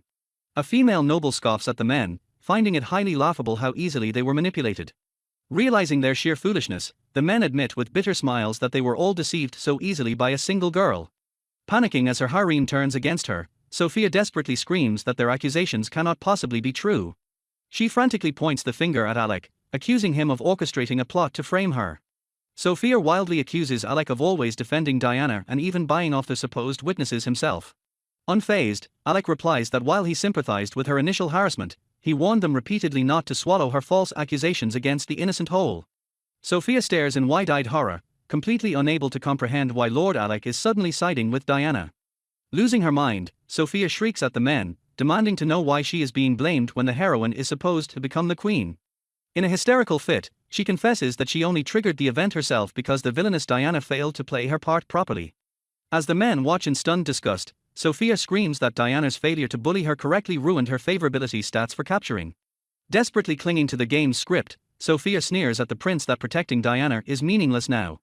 She gleefully declares that no matter how hard Diana tries, she will never be able to return to noble society. The king turns away from the screaming girl, calmly asking Lady Morgana to acknowledge Alexis's factual testimony. Ignoring reality entirely, Sophia pleads with His Majesty, claiming she couldn't help her actions because she was just trying so hard to follow the scenario. Dismissing her as completely delusional, the king states that talking to her is pointless even as she rants about Diana's destined exile to a brothel in the reverse harem ending. The king glares at Sapphalo, condemning him for losing his mind over such a deranged girl and to think he was planning to make such a girl his queen. Suddenly, a sharp click echoes through their hall as a pristine, rose-adorned heel steps firmly onto the tiled floor. The crowd gasps as Lady Diana herself makes a breathtaking entrance in a stunning, ruffled gown. Standing tall and radiant, she formally introduces herself as Diana Amethyst and elegantly greets the stunned assembly. Sophia's face twists into an ugly mask of pure rage and shock as she screams, demanding to know why her rival is here. Confronting her enemies, Diana realizes they are stripping her noble status and exiling her to a brothel. She accuses the heroine of destroying her reputation to ensure she would never become a public obstacle to her queenship. Stripping away her noble pride and dignity guaranteed that even if her punishment was overturned, the scandal-stained Diana could never reappear in society. Diana coldly deduces that this short-sighted plan was orchestrated simply so Sophia would never be compared to her again. Sophia sneers maniacally, claiming that no one will ever respect a brothel woman even if Diana tries to act composed. Interrupting the vicious gloating, a bearded man steps forward to reveal a long-hidden truth to His Majesty. The royal advisors smoothly interject, urging the king to let Lady Diana speak as she clearly has many things to express. The king formally grants her permission to speak, leaving Sophia utterly bewildered by the sudden shift in the room's dynamic. To everyone's absolute shock, Diana boldly declares that she is the true owner of that very brothel. This massive revelation sends a wave of disbelief and pure confusion crashing through the royal court. Smiling brightly, Diana explains that she purchased the establishment before her exile and has been enjoying her life there immensely. She reveals that she anticipated a false exile and secretly prepared for it, knowing full well how many people despised her. Diana calmly tells the prince that he didn't need to go this far, as she would have readily agreed to dissolve the engagement if he had just asked. Sophia furiously demands to know why Diana keeps deviating from the scenario, completely ignoring Diana's explanation that she had pleaded multiple times to decline the royal proposal. Shocked by this meta-knowledge, Sophia accidentally blurts out her suspicion that Diana might also be a reincarnator. Clinging desperately to her fragile delusion, Sophia screams that this is her world and she is the undeniable heroine. The prince winces at Sophia's erratic behavior, demanding she apologize as his idealized illusion of her shatters. Diana firmly reiterates that she never bullied Sophia and frankly admits she never harbored any affection for His Highness. A heavy decree officially falls over the room as the license for the brothel's operation is permanently revoked. Back at the brothel, the concerned workers ask Sedna what this sudden revocation means for Lady Diana. Sedna explains that the first prince's foolish punishment of an innocent noble lady has become the talk of the town, making their establishment a focal point of the scandal. She grimly announces that by direct order of the royal family, the brothel itself is to be completely erased from existence. Panic violently erupts among the women as they learn the owner intends to dismiss all the prostitutes immediately. Sedna commands everyone to calm down as they cry out in fear about losing their livelihoods and facing the terrifying sanitation of other towns. She calmly begins to explain their plan step by step, starting with the cover story that Lady Diana has fallen ill and will recuperate in the countryside. She reveals that massive renovations will begin immediately to completely transform the building so it will no longer operate as a brothel. Taking charge of their uncertain future, Sedna smoothly transitions to discussing their guaranteed re-employment plans. Smiling gently, Sedna reassures them that the unavoidable closing is actually an opportunity, as the new business desperately needs staff skilled in hospitality. Elsewhere, Lord Silvio snaps out of his deep thoughts, casually dismissing a companion's question by saying he was just remembering something. Flustered, Silvio admits he is still thoroughly surprised by the owner's audacious plan to remodel the infamous brothel into a legitimate inn. Four people stand together, cheerfully wearing their new traditional garments in a bustling room.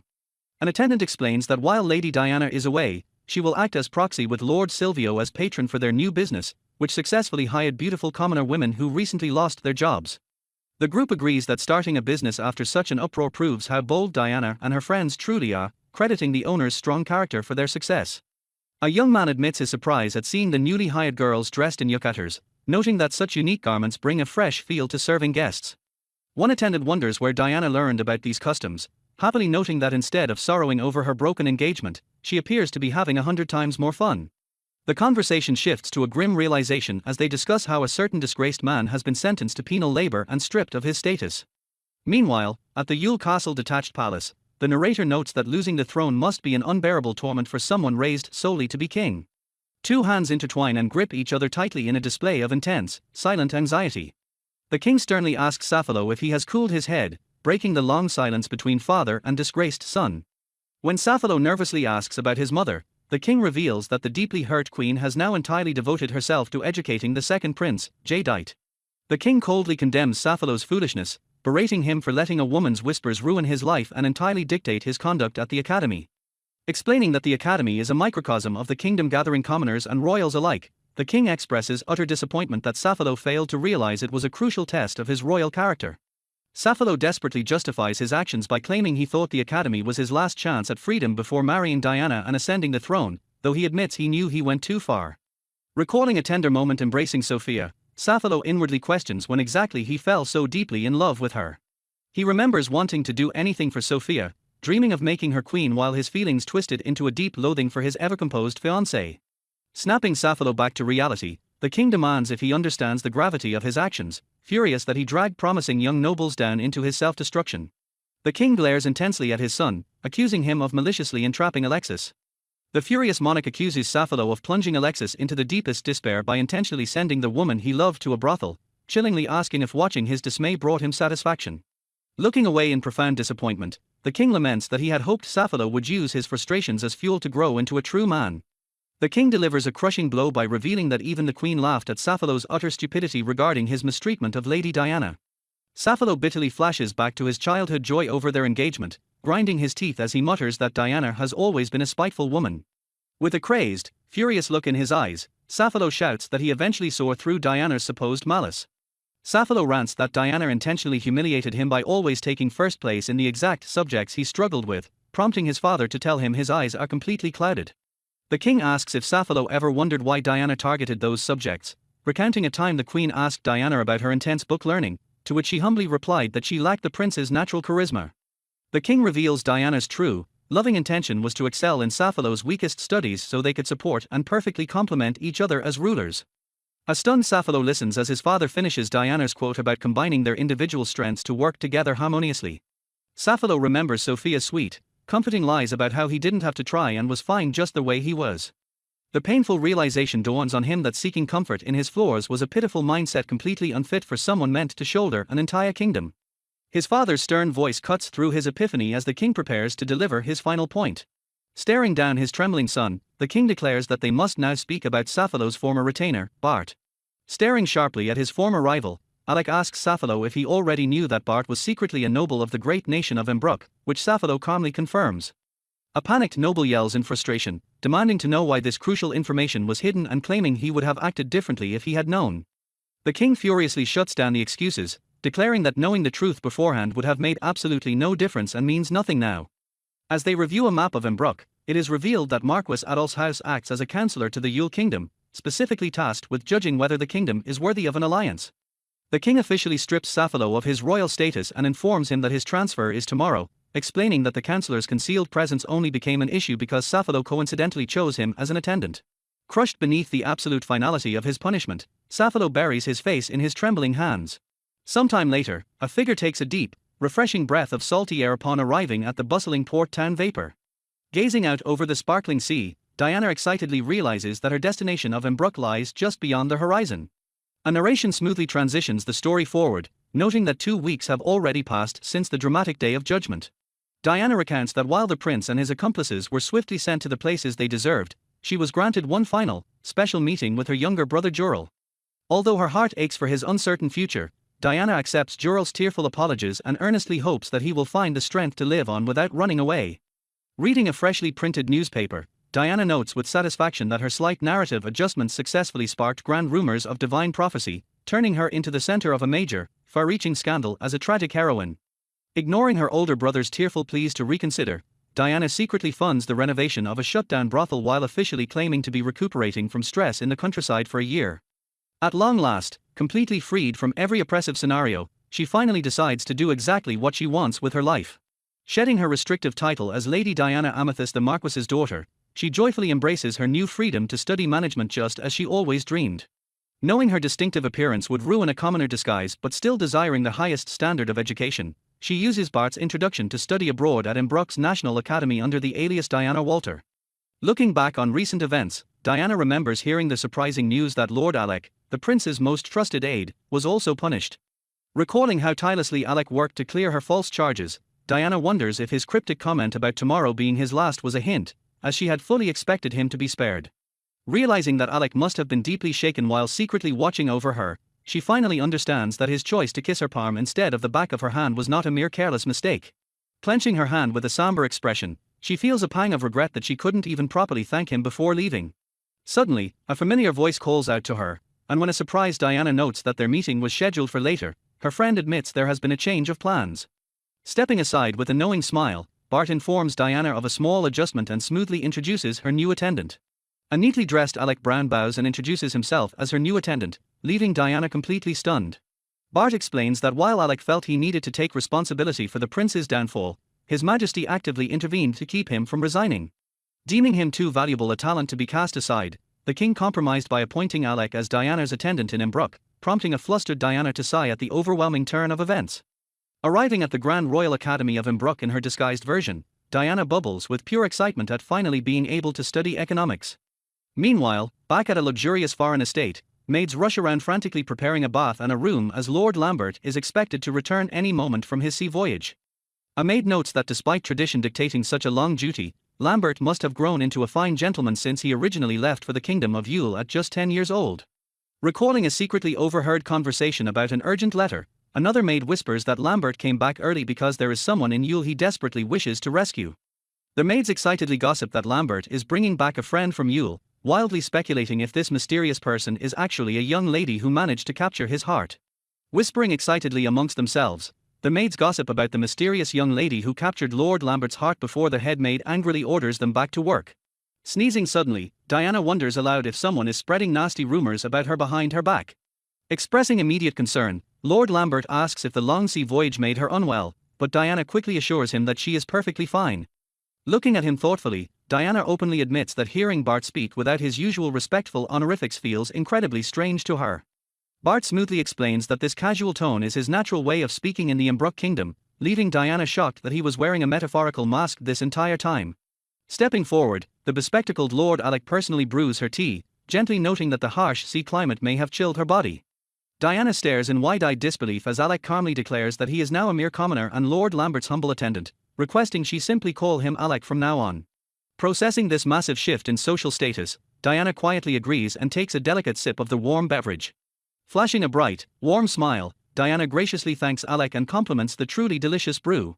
Shifting to a far more serious tone, Bart directly addresses the bespectacled man by his former title of Sir Alexis. Bart openly admits his deep admiration for Alexis's incredible skill in handling affairs as acting prince, noting that unlike the other men, Alexis actively desired the same harsh punishment. Believing it a tragic waste to let such immense talent rot in exile, Bart reveals he personally requested custody of the stripped noble and brought him to the kingdom of Yule. Bart proudly declares that the Embrook kingdom values raw ability over strict class boundaries, willingly appointing talented commoners like his new attendant. Smiling confidently, Bart expresses his absolute excitement for the future, certain that Alec will quickly distinguish himself with his unmatched skills at a new academy. Alec humbly bows his head and claims those words are far too generous, leaving Diana genuinely surprised by Bart's immensely high opinion of the fallen noble. Suddenly catching the casual mention of a new school, a deeply confused Diana asks if Alec is actually planning to study at the academy as well. Realizing he completely forgot to mention it, Bart playfully drops the massive bombshell that his attendant will be transferring alongside him to Embrook's prestigious Royal Academy. A completely bewildered Diana points out the absolute lack of precedent for such a transfer, but Bart beams with pride as he explains that Alec's brilliant entrance exam scores deeply impressed the teachers. Trembling slightly, Diana nervously stammers as the terrifying realization fully hits her that Lord Lambert will be attending the exact same academy as she is. Gazing thoughtfully, Alec reflects on his painful past, noting that since he was 10 he had to violently hide his true identity and could never accompany his master into the academy walls. Deeply moved by the prince's incredibly strong will to study, Alec sincerely confesses that he had always dreamed of stepping out of the shadows to become his true schoolmate. Clearing his throat professionally, Alec notes that he and Lord Lambert will be placed in the special advanced course, completely separate from Diana's business studies. Bart smoothly adds that keeping Alec shut away as a mere servant would mirror their stifling past in Ewell, hoping his immense abilities will finally catch the eye of someone in power. Completely overwhelmed by the constant, heavy barrage of important revelations, Diana can only stare blankly and utter a simple noise of understanding. A heavy wave of guilt washes over Diana as she remembers how Alec sacrificed his guaranteed future as Chancellor to help her, willingly choosing the harsh punishment of becoming a lowly commoner. Staring at his back, she finds a glowing spark of hope in the thought that someone else will finally recognize his incredible worth, just as Lord Lambert did. Smiling softly to herself, she realizes that this brilliant possibility fills her own heart with a renewed, unshakable hope. Jolting the two men with her sudden surge of energy, Diana dramatically declares that if everything is being prepared this thoroughly, she has absolutely no choice but to accept her new life. Locking eyes with the bespectacled former noble, she boldly commands Alec to drop the formalities and exclusively call her by the nickname Dia from now on. A soft, genuine smile breaks across Alec's face as he gently bows his head, fully accepting her fierce command and respectfully addressing her as Lady Dia. The group discusses converting the dismantled princess's house into a modern inn. Stunned, they realize the princess was the true owner all along, using the brothel as an information base with Sedna acting as her informant. The owner notes she always found the princess mysterious for using intermediaries, realizing that dabbling too deeply into her affairs isn't wise. Dia announces she will study abroad in Embrook for 1 year under the official guise of convalescence. She reveals Sedna will manage the new inn as a proxy owner, with her elder brother Silvio providing powerful backing as an investor. Alec expresses shock that the doting head of House Ametis actually allowed her to leave while investing himself so heavily. Dia sighs exhaustedly, admitting that convincing Silvio was far harder than restoring the entire brothel. Alec notes he was genuinely floored when Dia declared she would study abroad disguised as a mere viscount's daughter. Dia insists caution is vital because everyone in Ewell constantly talks about the Ametis Marquis's daughter, fearing the rumors might reach Embrook. Despite traveling with her usual maids, she feels exceptionally safe knowing the guards Sedna introduced are accompanying them. She explains that the Adolph family's guards, acting as Sedna's associates, went ahead to prepare the estate. Alec finally grasps the brilliant logic behind her extensive preparations. With the judgment drama ended and no set scenario remaining, Dia feels a mix of unease and reassurance at having acquaintances in Embrook. Dia excitedly calls out to Alec. She cheerfully demands they go shopping the exact moment they arrive in Embrook. Alec agrees but questions if she urgently needs something specific to conceal her true identity. Dia grins mischievously, declaring she obviously needs new glasses for her disguise. As Alec doubts the effectiveness of her disguise, Dia grounds herself with the stark realization that this is her actual life, not just a game. Having been reborn in another world, she smiles with a quiet, unshakable resolve. She vows to make the absolute most of her second chance and enjoy this vibrant world to the fullest. Suddenly, a massive, imposing castle looms out of nowhere, leaving them wondering what on earth is happening. A sudden chill strikes Dia as she finds it deeply strange that Lord Lambert is involved. Alec shares her dread, questioning why Lambert would possibly return at this exact timing. Panic sets in as Dia realizes an event like this was never written anywhere in the original story. Knowing this isn't a simple memory mistake, she recognizes this terrifying development should not even exist. A jarring system notification abruptly triggers, announcing a July event and an advancement to the 3rd year. The scene violently shifts to a sprawling, majestic view of the kingdom of Embrook. Located across the ocean from Ewell, this great nation developed rapidly by recruiting capable people regardless of their social status. Embrook values individual ability and invests heavily in education, drawing ambitious foreign students who seek its high standards. The prestigious Embrook National Academy stands tall as a place where excellent students master incredibly diverse fields of study. The academy distinguishes nobles and commoners by tie shapes, though commoners can still enter the special advancement course. Reveling in her newfound freedom, Diana enthusiastically declares that this fresh start is the absolute best. Basking in a peaceful student life, she happily notes that no one pays attention to her or whispers behind her back. Having never been allowed to spend her time so idly in Ewell, she admits the relaxing atmosphere feels strangely unfamiliar. As the prince's former fiancée and future queen, she was constantly forced to worry about appearances and hide any weakness. Masking her refined tone to blend in, Diana greets her classmates, relieved the business department has many merchant students. After reincarnating and dodging condemnation flags, she marvels at actually living a normal student life. Determined to succeed, she resolves to master business during her one-year study abroad to properly run the former brothel. Avoiding the rear garden out of habit from Yule, she decides to enjoy the nice weather by reading quietly. Her peaceful solitude breaks when a familiar voice suddenly calls out her name. Alec approaches with a gentle greeting, admitting he sensed someone but never imagined finding her there. Alec apologizes for intruding on her reading, prompting Diana to assure him she had only just begun. Flustered by the ex-noble speaking to her as a commoner, Diana cringes as she struggles to adjust to his casual tone. Smiling warmly, Alec observes that she still loves books just as much as she did when visiting the Yule Library. A brief silence hangs in the air as Alec quietly murmurs her name. Catching herself slipping back into formal habits, Diana accidentally addresses him as Lord Alec. Alec chuckles at her genuine love for reading while Diana mentally panics over her verbal slip-up. They transition into discussing academy life, noting that the special class schedules will intensify next week. Standing together in the academy's rear garden, Diana realizes the serene encounter feels remarkably nostalgic. A soft chuckle escapes them as the comforting familiarity of the moment washes over them both. Leaning in slightly, Alec asks if she remembers a similar moment from their shared past. Walking side by side, he reminisces about the time they conversed just like this in the Yule Academy's rear garden. Diana admits she was just thinking the exact same thing, while Alec teases her about how terribly flustered she was back then. Remembering her desperate attempts to distract him from finding the prince, Diana begs him to forget her frantic behavior. Alec laughs softly, recalling how she inadvertently encouraged him during what felt like a chaotic reverse harem scenario. Gazing at her affectionately, he confesses that he was genuinely glad they spoke that day. Opening up about his past, Alec reveals he had been struggling with deep doubts regarding his path as the prince's loyal aide. Watching the usually composed Diana panic so vividly made his own heavy worries suddenly feel completely trivial. Though Diana remains slightly confused, she expresses relief that she helped him, which Alec firmly validates. Flashing a breathtaking smile, Alec admits her selfless generosity in worrying about him completely disarmed his guarded heart. Recognizing the scene, Dia realizes this is a Max Affection special CG.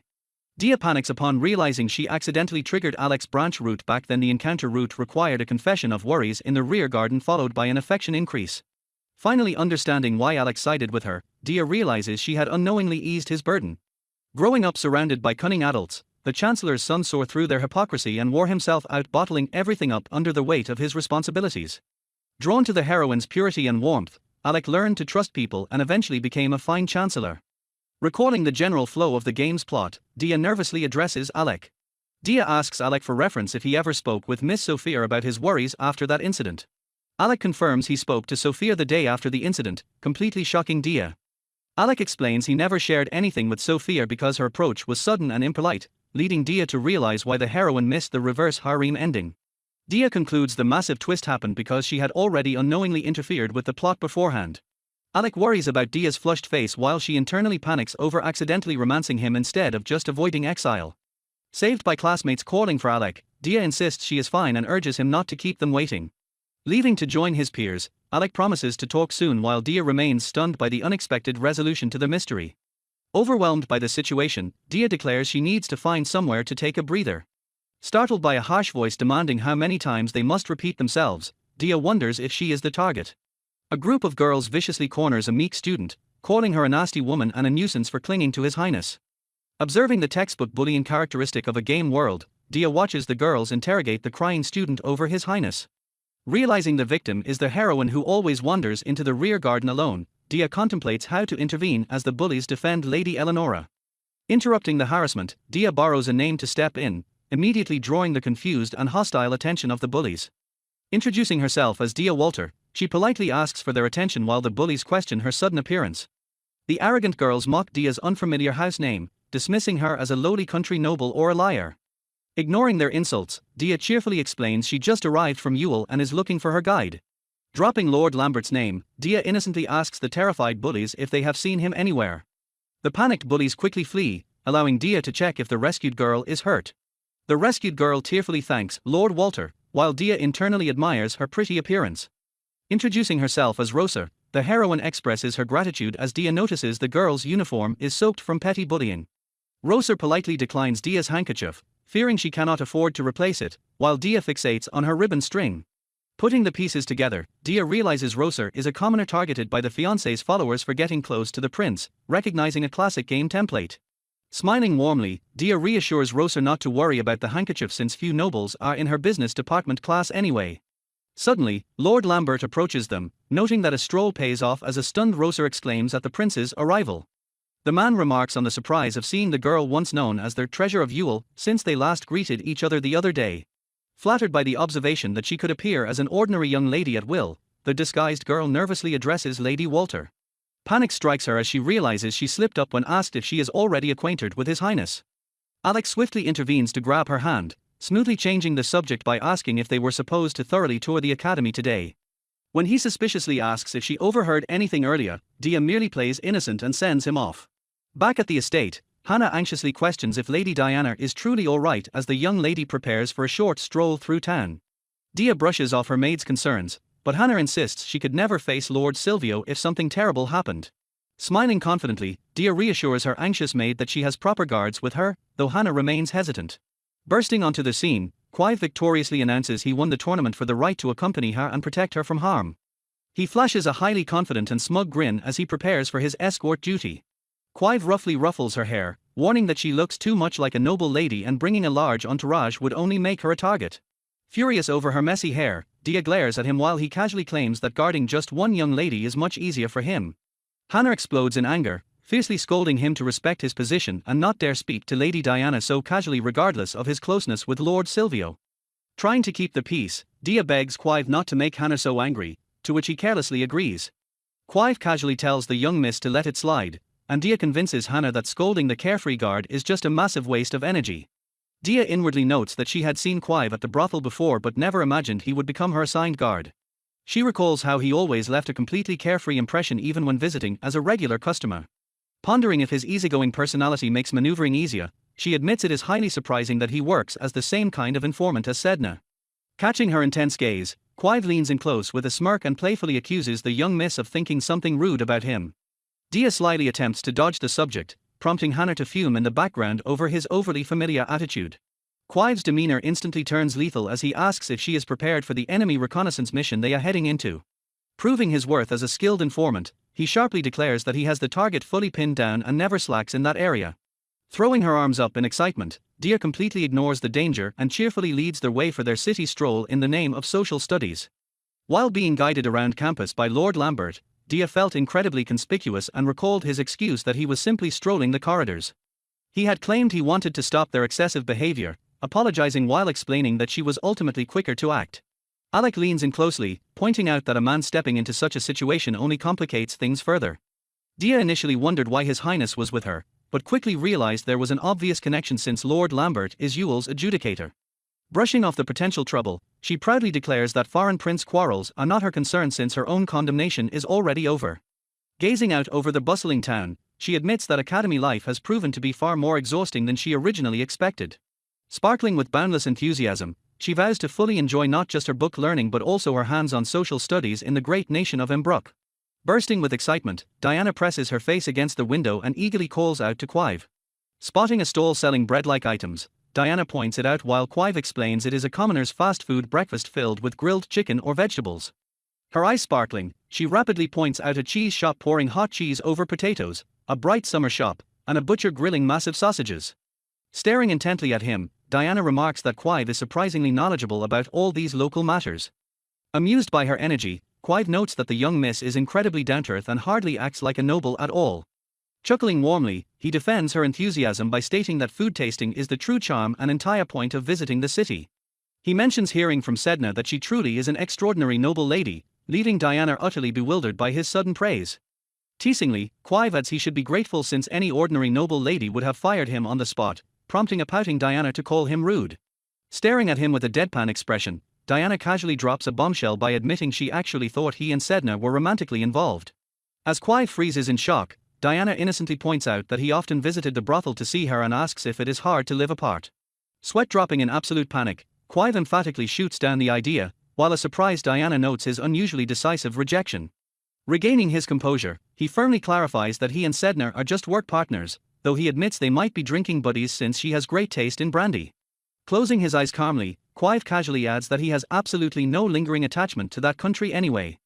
Diana looks surprised as she realizes she is too unfamiliar with how these matters work, remembering that it was her brother who introduced Clive. She recalls that her brother apparently met Clive through Sedna right after investing in the former brothel. Somehow, the three of them had ended up drinking together all night and hitting it off, with Sedna taking on the roles of acting manager and Amet's family intelligence agent. Walking beside him, Diana realizes with a slight frown just how much has been happening entirely behind the scenes without her knowledge. As they finally arrive, she notes it is fortunate they get along so well, while Clive playfully pokes her cheek to snap her out of her thoughts. Gazing in awe at an Mbrook shop, Diana's eyes sparkle with hunger, prompting Clive to quickly warn her not to overeat at their very first stop. Yelling that she already knows that, a wildly enthusiastic Diana dashes forward and drags him into a chaotic, hours-long food tour. Hours later, an exhausted Clive admits that just watching her devour everything makes his stomach churn, amazed she can eat so much while staying so slender. Blushing furiously in embarrassment, Diana defensively stammers that she only ate so much because he made it all look incredibly delicious. Sipping his tea, Clive gently suggests they rest, while a groaning Diana admits she will puke if she takes one more bite, privately noting that he feels oddly like an old acquaintance. That strange sense of comforting familiarity only grows stronger as the two of them continue to tour their vibrant city together. Observing him closely, she realizes he does not stand out at all, yet he carries absolutely no gloom, remaining consistently bright and friendly. She marvels at how effortlessly he manages to blend into his surroundings before anyone even realizes he is there. By completely avoiding leaving a strong impression on others, he perfectly embodies the ultimate traits of an excellent informant. Yet, breaking that perfect facade, she notices that every now and then he shows an almost nostalgic, longing expression. Noticing her intense gaze, Clive leans in close with a warm smile and gently asks the young miss what is wrong. Startled by his proximity, Diana nervously calls his name, briefly wondering in shock if he had actually been staring at her. Staring intently at Dia, Clive notes he had never before realized how truly unusual her eyes are. He compliments the rare, grey-tinged blue irises, calling them utterly beautiful. Sighing in exasperation, Clive realizes the young lady is inadvertently messing things up without even knowing it. Shifting the topic to her new life, he asks if anything odd has caught her attention since classes started. When Dia claims nothing particular happened, Clive urges her to report even the most trivial things since he cannot infiltrate the academy. Staring her down, he sternly reminds her that hiding her identity does not erase the fact that she remains a Marquis's daughter. He insists on perfectly accurate reports, noting that Lord Silvio constantly worries about his sister living abroad. Dia silently laments that she can no longer rely on her knowledge of the story's developments to stay safe. Thanking Clive for his vigilance, she acknowledges they would both heavily regret it if anything terrible happened. Deciding to be completely honest, Dia admits she should probably tell him about the incident in the rear garden. Clive immediately sighs, clearly exhausted that she managed to get wrapped up in yet another messy situation.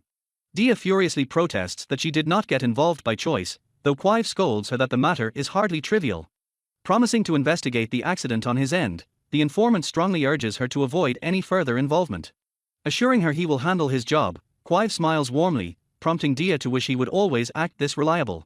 Just as they prepare to part ways, Clive casually brings up a curious comment Sedna recently made. Dia breaks into a cold sweat when the informant outright asks her to define the word villainous. Clive reveals Sedna heard her cheering about her role as a villainess finally ending, sending Dia into full panic mode. Cursing her absolute carelessness, Dia desperately stammers to invent a plausible definition to cover her massive slip-up.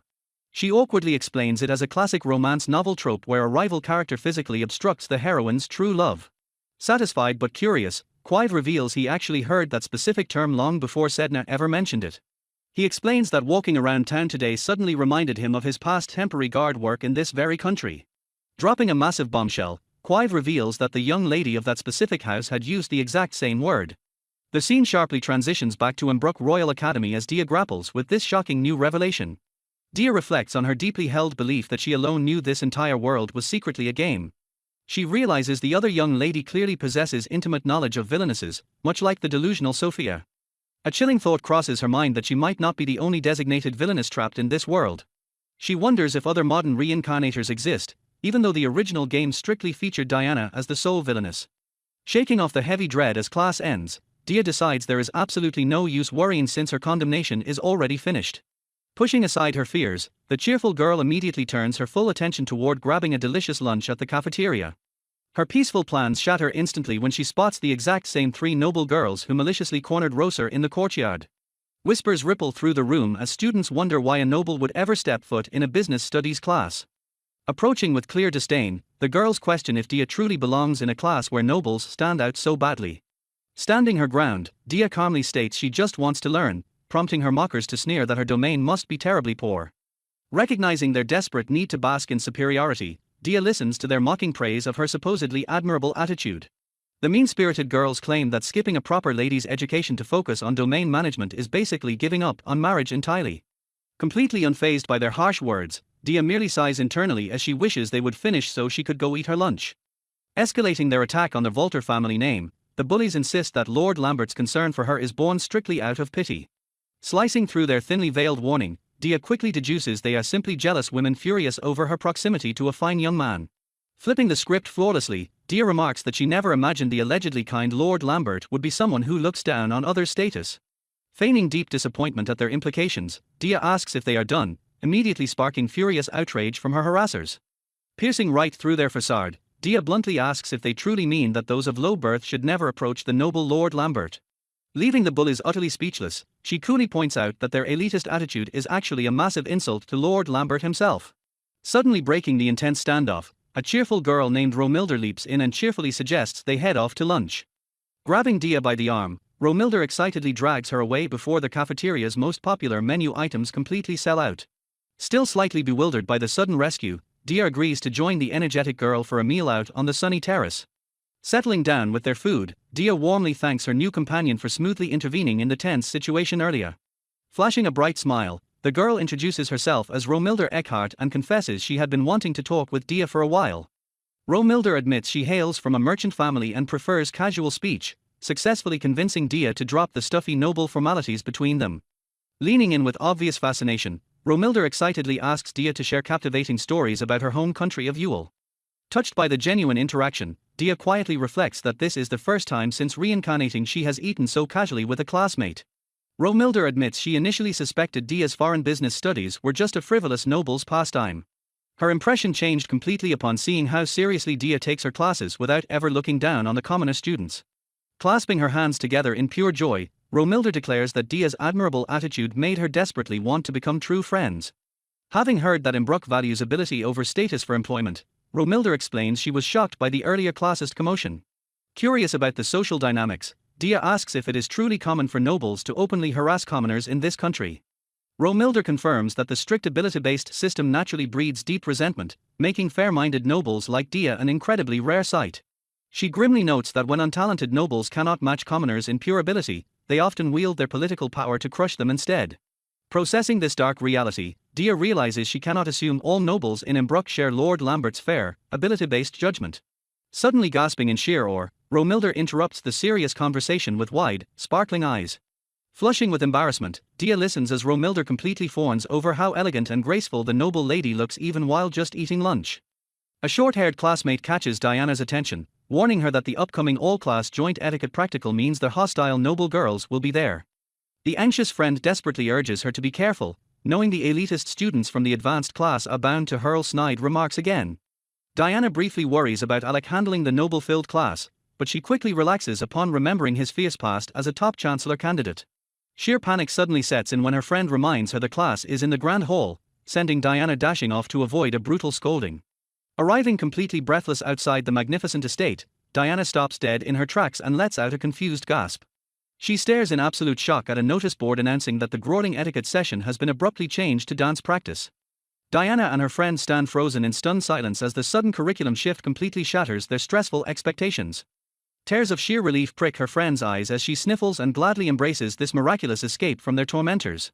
Shattering the tension, Lambert smoothly steps forward and boldly takes Diana's hand, asking to be her partner. Leaning in intimately close, Lambert softly apologizes to a highly flustered Diana for dragging her into such a chaotic situation. As they begin to dance, Diana firmly reassures Lord Lambert that none of this is his fault and urges him to just focus on the music. Diana nervously hopes she can dance as well as she did during that time, prompting Lambert to laugh warmly at her modest doubts. Gazing at her with deep admiration, Lambert proudly declares he has never met a young lady in Yule who dances better than her. The two effortlessly glide across the floor, moving perfectly in sync to the enchanting melody echoing through the grand hall. They twirl elegantly in a tight embrace, completely capturing the attention of the entire room with their flawless, synchronized movements. A striking close-up highlights Lambert's charming smile as he masterfully leads her through the intricate steps of the dance. Smiling back, Diana compliments his impressive skills and admits he is incredibly easy to dance with, triggering a sudden wave of nostalgia. Her triggered memories violently pull her back to the glittering royal castle of the Yule Kingdom right before her tragic condemnation.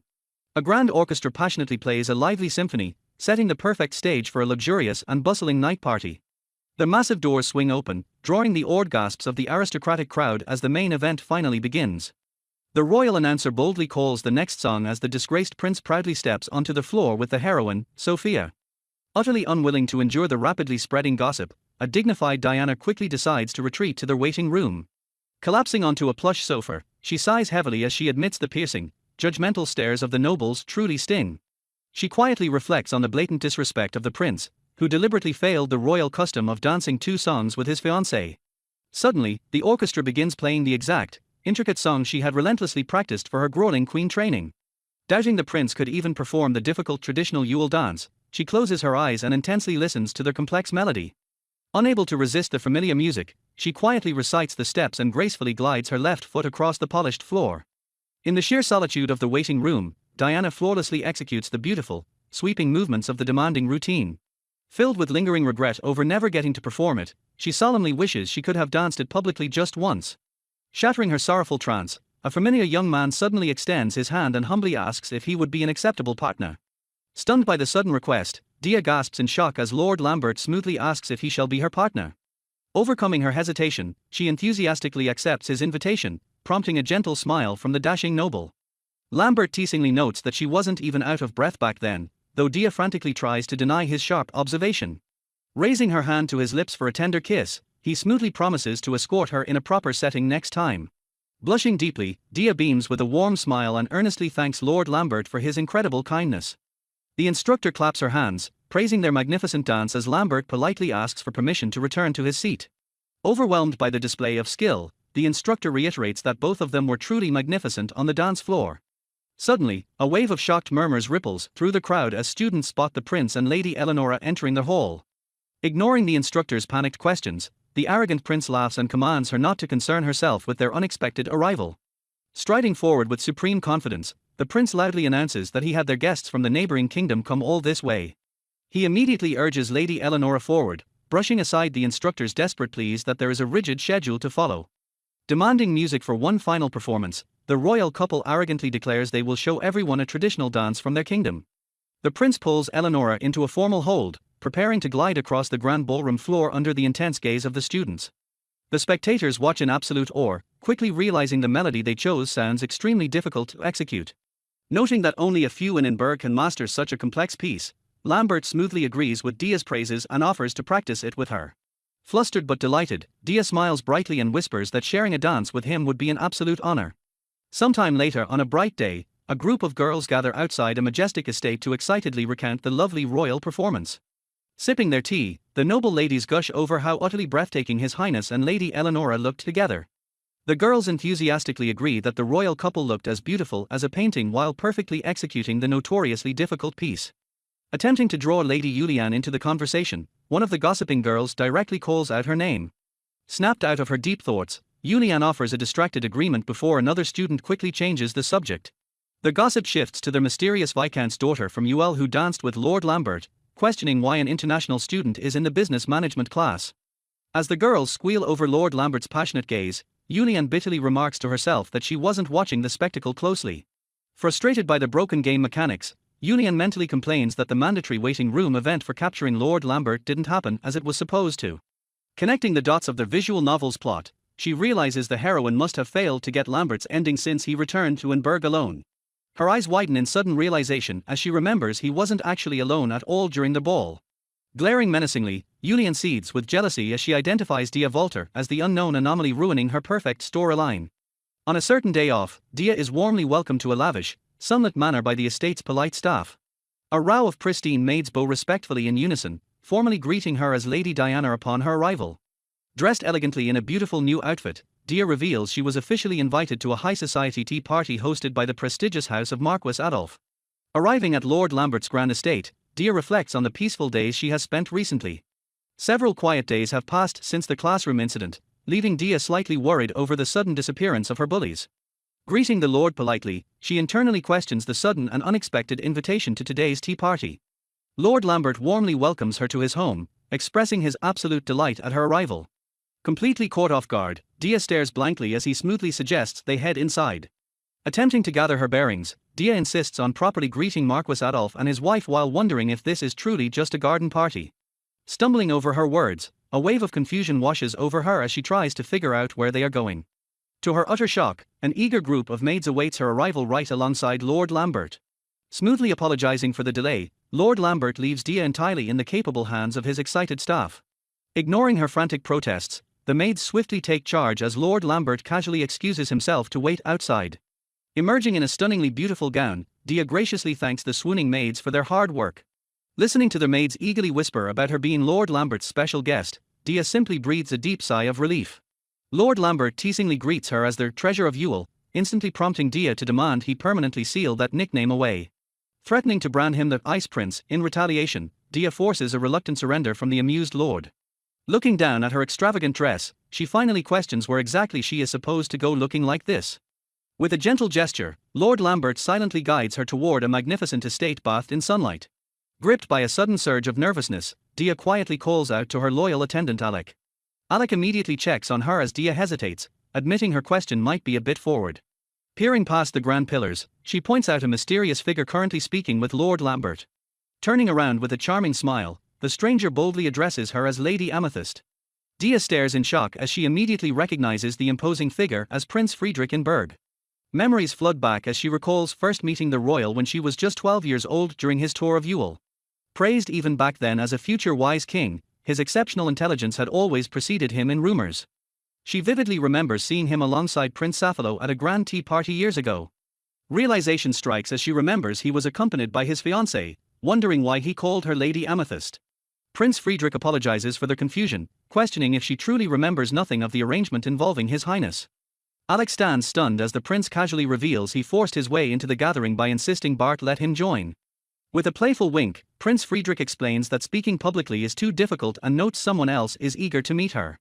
Wondering who in Embrook could possibly want to see her, Dia obeys the prince's gentle command to sit and wait. Gesturing gracefully, the prince invites Alec to take a seat as well while they prepare for the mysterious guest's arrival. Alec firmly insists on being treated as a mere attendant, brushing off the prince's unusually informal tone. Diana quickly intervenes, gently encouraging Alec to drop the stiff formalities and gracefully accept His Highness's kind offer.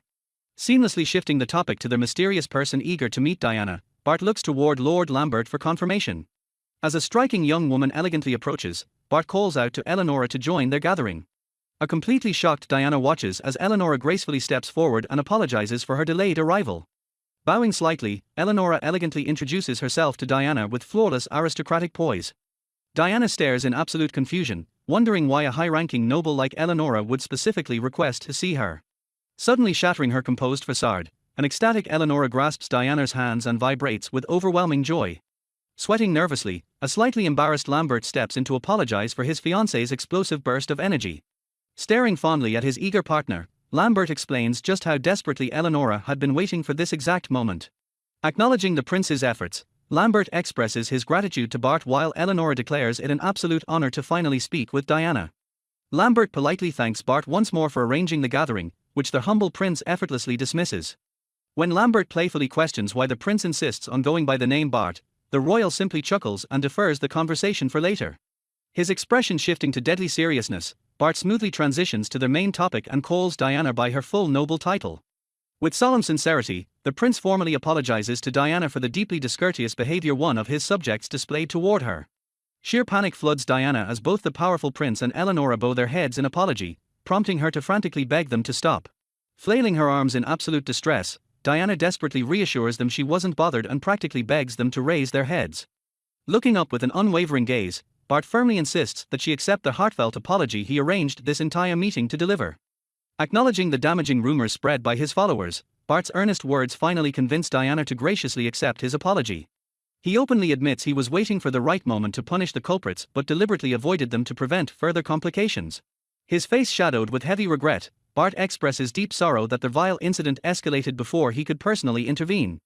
Eleonora's face darkens with terrifying, protective fury as she quietly seethes over the fact someone dared to lay a hand on her beloved Diana. Clenching her fists, an infuriated Eleonora wildly confesses she was trembling with so much blinding rage she could barely contain herself. Sighing in fond exasperation, Lambert notes that his fiancée's intense obsession with Diana is almost enough to make him incredibly jealous. Alec dryly concurs with Lambert's complaint, bluntly ordering the Lord to take his shameless flirting back to the royal palace. A thoroughly embarrassed Lambert laughs awkwardly, playfully accusing both Alec and Bart of being absolutely merciless with their teasing. As Diana watches the chaotic dynamic in mild shock, Eleonora gently smiles and reassures her that this merciless banter is perfectly normal.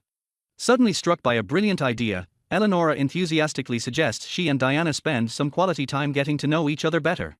Before Diana can even process the offer, an ecstatic Eleonora immediately sweeps her away toward the beautiful rose garden. Lambert waves them off with a cheerful smile as Eleonora happily drags a highly bewildered Diana away for a private chat. At the tea party, a guest remarks how lovely it is to see Lady Eleonora and the other ladies enjoying themselves. Alexis Lagerite observes that Eleonora's atmosphere has changed, recalling how she used to be by Prince Sapphalo's side at previous tea parties. Eleonora acknowledges the change, stating that of course she remembers those days. Looking serious, she mentions that she actually had something important she wanted to discuss with Alexis as well. Alexis Lagerite looks on with a focused expression, waiting to hear what the former future queen has to say. Nearby, Eleonora points out the lovely flowers to Lady Diana, who happily agrees with the observation. Eleonora expresses deep emotion, reflecting on how incredible it is to simply be here with Diana in such a peaceful way. Becoming slightly flustered, Eleonora apologizes for her outburst and worries that a streak of bad luck might follow her for being too happy. Turning to Diana, Eleonora confesses that Diana is the person she has always truly admired. Diana is left completely stunned by the admission, stammering in disbelief while Eleonora confirms her serious intent. Eleonora begins to recount her childhood, admitting she was incredibly selfish and high-handed while being raised as the future queen. She confesses her shame, explaining that she never reflected on her actions until the day she met Lady Diana and her destiny changed. Eleonora recalls that Diana was also the daughter of a nobleman and the prince's fiancée. Despite being in the same social position, Eleonora notes that Diana's behavior was completely different from her own. Eleonora gazes at Diana, telling her she was so dazzling that she simply couldn't take her eyes off of her. She takes Diana's hands, explaining that while Diana's kindness might have seemed ordinary to her, it meant the world to Eleonora. Eleonora admits that if she hadn't realized her faults back then, she would still be a selfish girl and the prince would have grown tired of her. With a sincere smile, Eleonora thanks Diana, calling their meeting a true blessing that she has wanted to express for the longest time. Overcome with gratitude, Eleonora formally declares that Lady Diana is her savior. Diana is deeply moved, replying that hearing such words is a great honor for her. Back in the present discussion, Alexis clenches his fist, realizing Eleonora had a similar topic to discuss with him. Alexis wonders to himself what this conversation might ultimately be about. Eleonora laughs gently, telling Alexis there is no need to be so formal as she isn't going to do anything to him.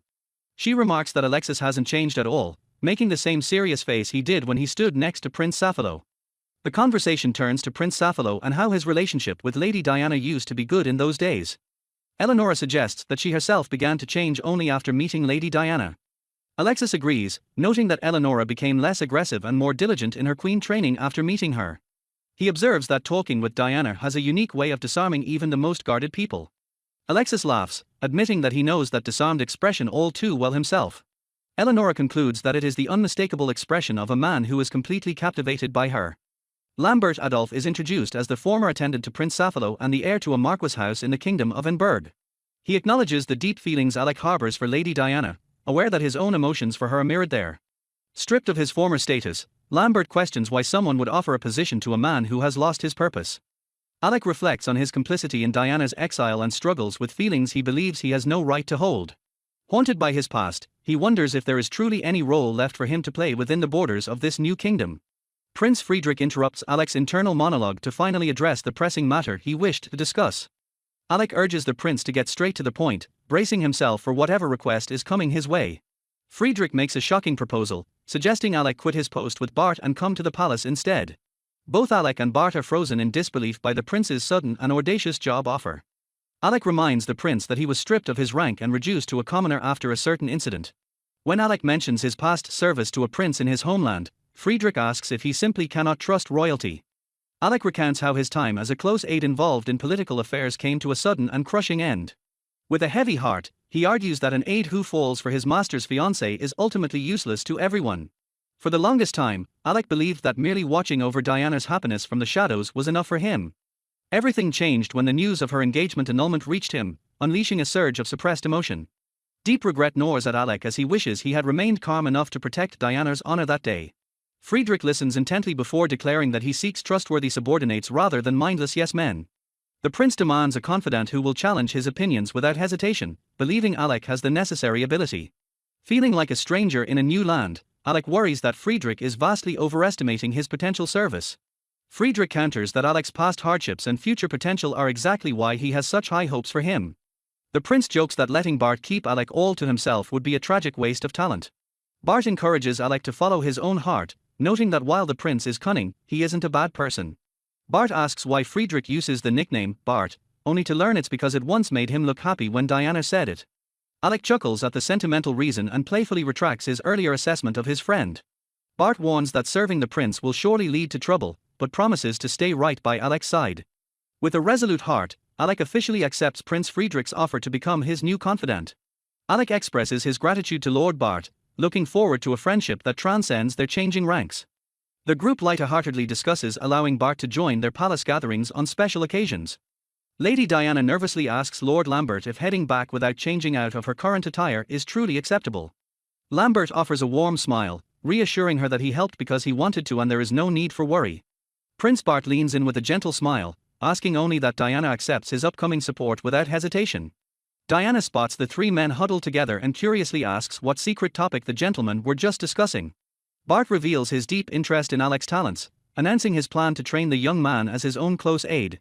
Diana realizes with a start that Alec will soon serve at the palace, ending his time as her personal attendant. Gazing at Alec, Diana acknowledges the weight of his resolve as he prepares to forge his own path forward. A wave of pure joy washes over her, knowing Alec has finally found a prince who truly recognizes his worth. Lambert turns his focus entirely on Diana, urging her to finally prioritize her own happiness above everyone else. Reaching out his hand, Lambert reminds her of the many times she selflessly came to his aid back in Yule. Lambert confesses he spent years wishing he could save her from Prince Sapphalo's cruel and heartless treatment. With fierce determination, Lambert vows that he has absolutely no intention of ever letting her return to Yule. Lambert encourages her to spend the next year exploring Embrook before making any final decisions about her future. Lambert takes her hand in a tender kiss, softly asking Diana to consider his feelings as she learns more about him. The carriage comes to a halt as Bart announces their arrival, cutting through the heavy romantic tension. Lambert boldly invites Lady Diana Amethyst on a future date, promising to show her a special place he holds dear. The following morning, Romilda bursts with energy as she offers Diana a cheerful and bright greeting. In stark contrast, Diana appears like a ghost, her face shadowed by exhaustion and massive bags under her eyes. Romilda gasps in horror at her roommate's appearance, frantically asking if she stayed up all night long. Struggling to focus, Diana weakly admits she was so lost in thought that sleep became a complete impossibility. Romilda seizes Diana's shoulders, worried that some arrogant noble might have targeted her with more insults. Diana quickly dismisses the concern, though her mind remains trapped in the events of the previous evening. Secretly, Diana knows that her sleepless night was caused by the lingering memory of Lambert's shocking behavior. A vivid flashback of Lambert's hand-kissing confession floods her mind, making her face burn with intense heat. Seeing Diana's face turn a violent shade of crimson, Romilda screams in panic that her friend has a high fever. Refusing to take no for an answer, Romilda drags Diana toward the infirmary while warning her not to push herself. Romilda promises to handle the teachers and miss lectures on Diana's behalf to ensure she gets proper rest. A heavy silence fills the infirmary as the afternoon sun streams through the windows of the empty medical ward. Diana slowly stirs from a deep slumber, disoriented as she wonders exactly how many hours she's been out. Stretching her tired limbs, she realizes Romilda was right and feels significantly refreshed after the forced nap. Diana thanks the school doctor for his care, assuring him that she feels completely fine and ready to move. The doctor requests permission to open the curtain to check her status as Diana prepares to face the day. Alexis reassures Diana that her complexion looks fine despite her recent rest in the infirmary. Surprised by his presence, Diana asks why Alexis is in the infirmary as he apologizes for startling her. Alexis explains that he heard she was resting after he visited her class during lunch. He notes the afternoon bell just rang, signaling that it is already 1 in the afternoon. Diana realizes with a start that she fell into an unusually deep and long sleep at the school infirmary. Worried for her well-being, Alexis admits he skipped his afternoon lectures because he needed to speak with her regardless of the cost. Diana is caught off guard by the intensity of his desire to talk. Suddenly, a dazed girl named Julianne Amos appears and is shocked to find both Alexis and Diana together. Flushing with fever, Julianne wonders why Diana spoke her name and if she is still hallucinating from her illness. Alexis identifies her as the Earl's daughter and notes her absence from morning classes while she panics internally over her missing glasses. Hazy and confused, Julianne questions if she is dreaming or how Lord Alexis could possibly know her name. Alexis points out her flushed face and asks if she has a fever, which Julianne weakly confirms. She explains she came from the dorms seeking medicine, though Alexis argues she should have sent academy staff instead. Overcome by exhaustion and the busy surroundings, Julianne collapses back into sleep. Diana watches in silence as the sickly girl falls fast asleep once again.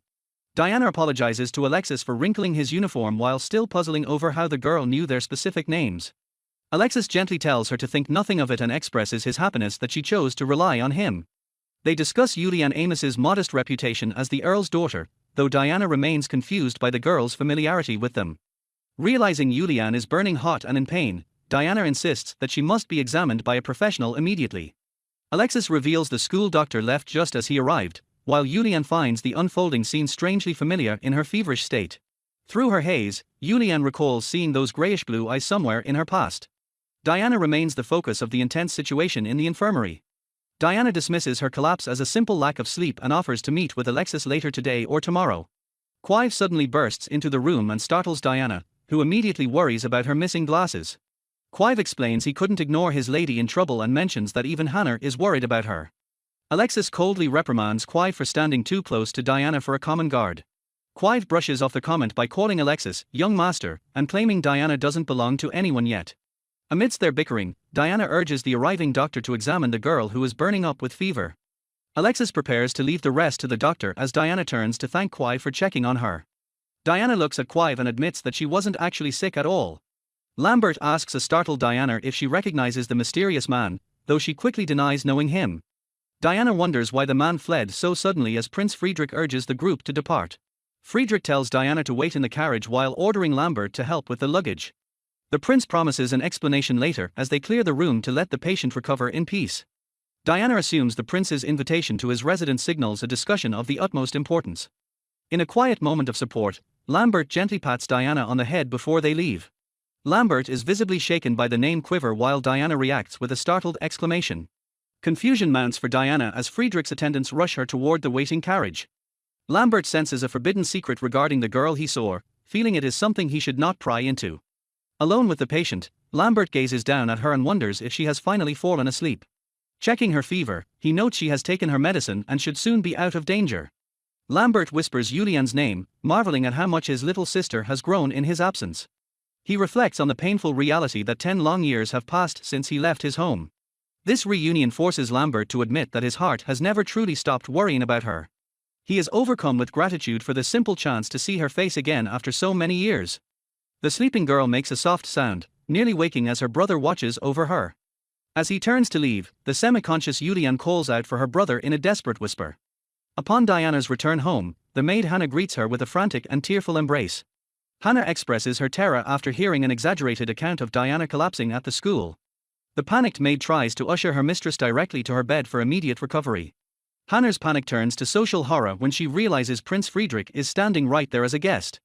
The maid becomes flustered, imagining the prince has come specifically to nurse Diana back to health. Diana calmly clarifies that her supposed collapse was nothing more than a simple lack of sleep. Diana pulls Hannah aside to whisper that she invited the prince over for a private conversation. She orders Hannah to prepare tea and show their royal guest to a reception room immediately. Hannah complies but insists that Diana change out of her school uniform before the meeting. Refusing Diana's protests, the maid argues that she must wear something much more flattering for the prince. Friedrich chuckles at the maid's enthusiasm as Hannah leads Diana away to change her attire.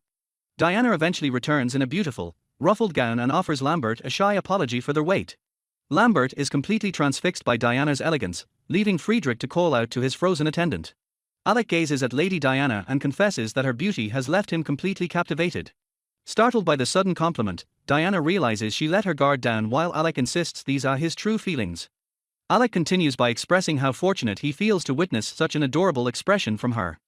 Diana remains speechless and visibly flustered by the uncharacteristic intensity of Alec's gaze. Although Diana jokingly begs him not to tease her, Alec softly apologizes and clarifies his sincerity.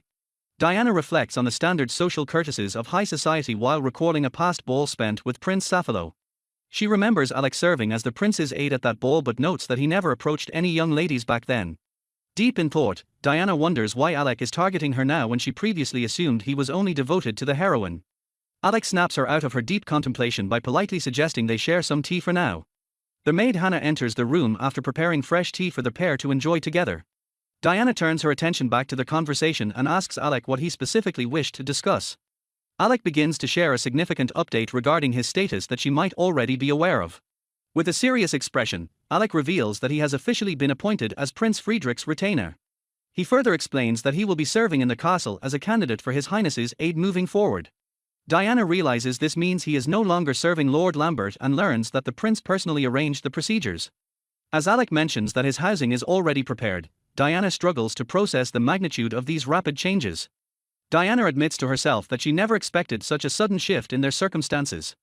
Recovering from her surprise, Diana offers her sincere encouragement and tells Alec he will undoubtedly become an excellent aide. Alec suddenly interrupts her praise and calls out her name with a newfound sense of vulnerability. He asks for the intimate permission to call her by the nickname Dee, just for this moment. Alec begs for her allowance to finally confess his long-hidden and selfish feelings to her. Addressing her as Dee, Alec prepares to lay bare the emotions he has harbored for a lifetime. In a shocking revelation, Alec confesses that he has been deeply in love with her since they were children. He acknowledges that he deserved condemnation alongside Prince Safalo but is profoundly grateful for the mercy she showed him. Alec admits that he has spent years longing for the kind of relationship they are finally sharing. Diana stares at him in stunned silence as the weight of his confession begins to settle over her. Looking toward his future, Alec declares his intention to start over from scratch in this new country. He explains that while he is no longer a citizen of UL, he will strive to become an independent and worthy retainer. Alec offers a final prayer for Diana's happiness as she looks at him with a complex mix of emotions.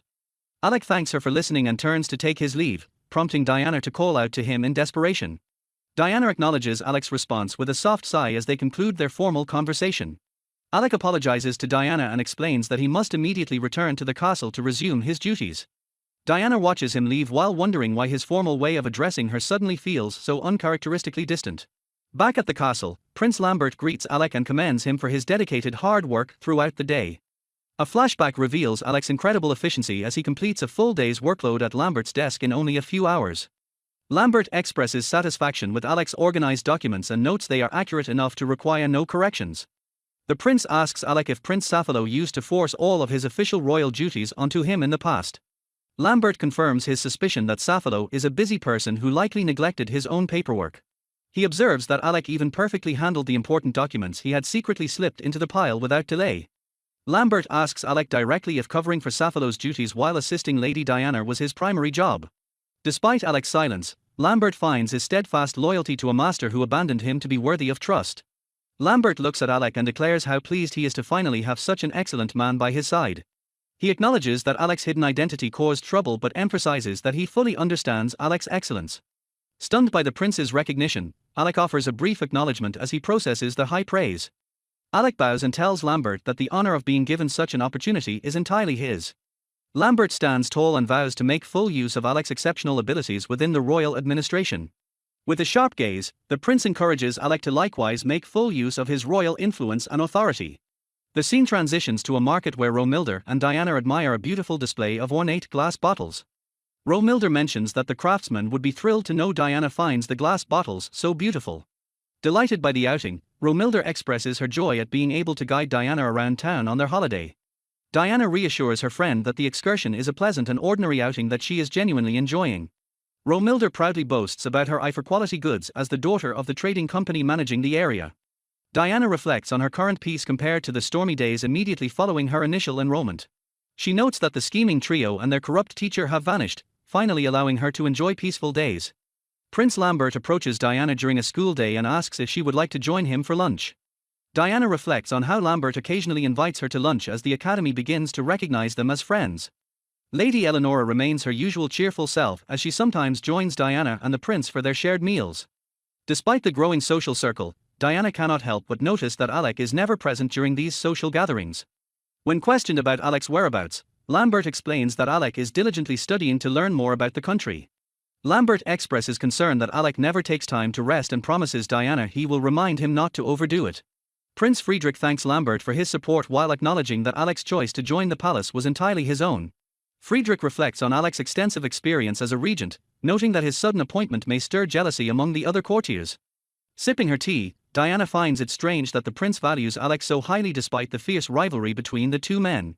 Watching the bubbles in her cup, Diana admits that while she is happy for Alex's fresh start, she cannot help but feel a sense of loneliness. At a nearby workshop, Sasha apologizes to Romilda for being lost in thought before asking if the refined girl standing there is her friend. Romilda scolds Sasha for his bluntness after he remarks that Diana seems far too elegant to be friends with someone like her. Introducing the newcomer, Romilda explains that Sasha is her childhood friend and the future heir to the family workshop. Sasha offers a casual greeting as Romilda mentions that he is actually several years older than she is. After Diana introduces herself with perfect etiquette, Sasha notes that she truly speaks and acts like a high-born noble lady. A young girl named Rosa enters the workshop, asking her brother Sasha if Romilda has already arrived.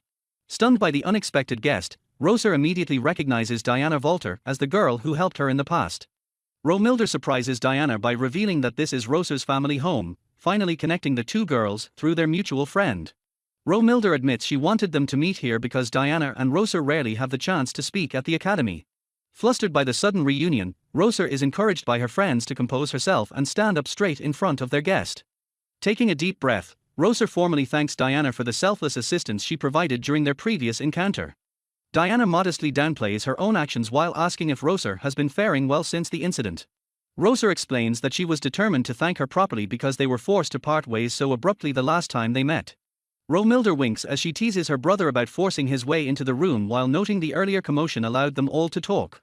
Diana reflects on how refreshing it is to spend time with Romilda, as she is the only person who treats her with such casual kindness. Looking back on the start of their friendship, Diana admits she is profoundly grateful that Romilda chose to speak to her back then. To everyone's shock, Diana requests that Rosa drop the formalities and simply call her by the nickname Dia. Though Rosa blushes a bright red at the intimacy of the request, Diana encourages her to get used to the name at her own pace. Eager to be useful, Rosa offers to help her brother with his tasks so their friend isn't left standing around in the workshop. Later that evening, Lambert notices a visible radiance in Diana's expression and comments on the exceptionally good mood she seems to be in. Caught off guard by his perceptiveness, Diana touches her cheek and wonders if her happiness is really that obvious to everyone.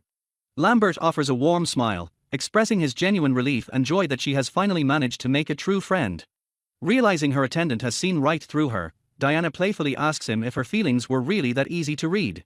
With a soft smile, Diana confesses to Lambert that she truly did have a wonderful time during her visit to the workshop.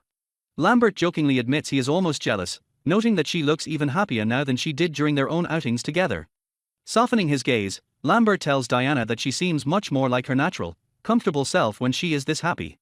They assures Diana there is no need to rush while noting that her noble mode is truly flawless. Diana is reminded that she is still young and possesses the freedom to choose any path for her future. Noticing her distress, the speaker kindly validates her worries while Diana realizes he has seen right through her inner turmoil. She reflects on the one-year grace period she has been granted to live and grow within this new country. Despite her previous resolve, Diana admits to herself that her feelings have wavered significantly since arriving in Edinburgh. The speaker playfully lists her options between Lord Adolf, Alexis, or even settling for him instead. Interrupting her thoughts, Silvio calls out to Diana and urges her to hurry inside the safety of the manor. Silvio expresses his relief at seeing her while mentioning that things seemed quite rough for her at the academy. Silvio pulls Diana into a warm embrace and wonders aloud why trouble always seems to follow her around. Diana explains that she reported the recent incidents by letter while Silvio wishes he had known about them sooner. She reassures her brother that she is perfectly fine and apologizes for causing him so much unnecessary worry. Diana is stunned to discover that Sedna has also arrived in Edinburgh and greets her warmly. Silvio describes the ordeal of reading her letters in a difficult location while Sedna stands by as his companion.